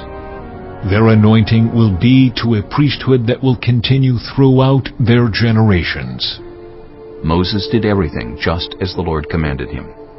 So the tabernacle was set up on the first day of the first month in the second year. When Moses set up the tabernacle, he put the bases in place, erected the frames, inserted the crossbars, and set up the posts. Then he spread the tent over the tabernacle, and put the covering over the tent, as the Lord commanded him. He took the tablets of the covenant law and placed them in the ark, attached the poles to the ark, and put the atonement cover over it. Then he brought the ark into the tabernacle, and hung the shielding curtain, and shielded the ark of the covenant law, as the Lord commanded him. Moses placed the table in the tent of meeting on the north side of the tabernacle, outside the curtain, and set out the bread on it before the Lord, as the Lord commanded him. He placed the lampstand in the tent of meeting opposite the table on the south side of the tabernacle, and set up the lamps before the Lord, as the Lord commanded him. Moses placed the gold altar in the tent of meeting in front of the curtain, and burned fragrant incense on it, as the Lord commanded him. Then he put up the curtain at the entrance to the tabernacle. He set the altar of burnt offering near the entrance to the tabernacle, the tent of meeting, and offered on it burnt offerings and grain offerings, as the Lord commanded him. He placed the basin between the tent of meeting and the altar, and put water in it for washing. And Moses and Aaron and his sons used it to wash their hands and feet. They washed whenever they entered the tent of meeting or approached the altar, as the Lord commanded Moses. Then Moses set up the courtyard around the tabernacle and altar, and put up the curtain at the entrance to the courtyard. And so Moses finished the work. Then the cloud covered the tent of meeting, and the glory of the Lord filled the tabernacle. Moses could not enter the tent of meeting because the cloud had settled on it, and the glory of the Lord filled the tabernacle. In all the travels of the Israelites, whenever the cloud lifted from above the tabernacle, they would set out. But if the cloud did not lift, they did not set out, until the day it lifted. So the cloud of the Lord was over the tabernacle by day, and fire was in the cloud by night, in the sight of all the Israelites during all their travels.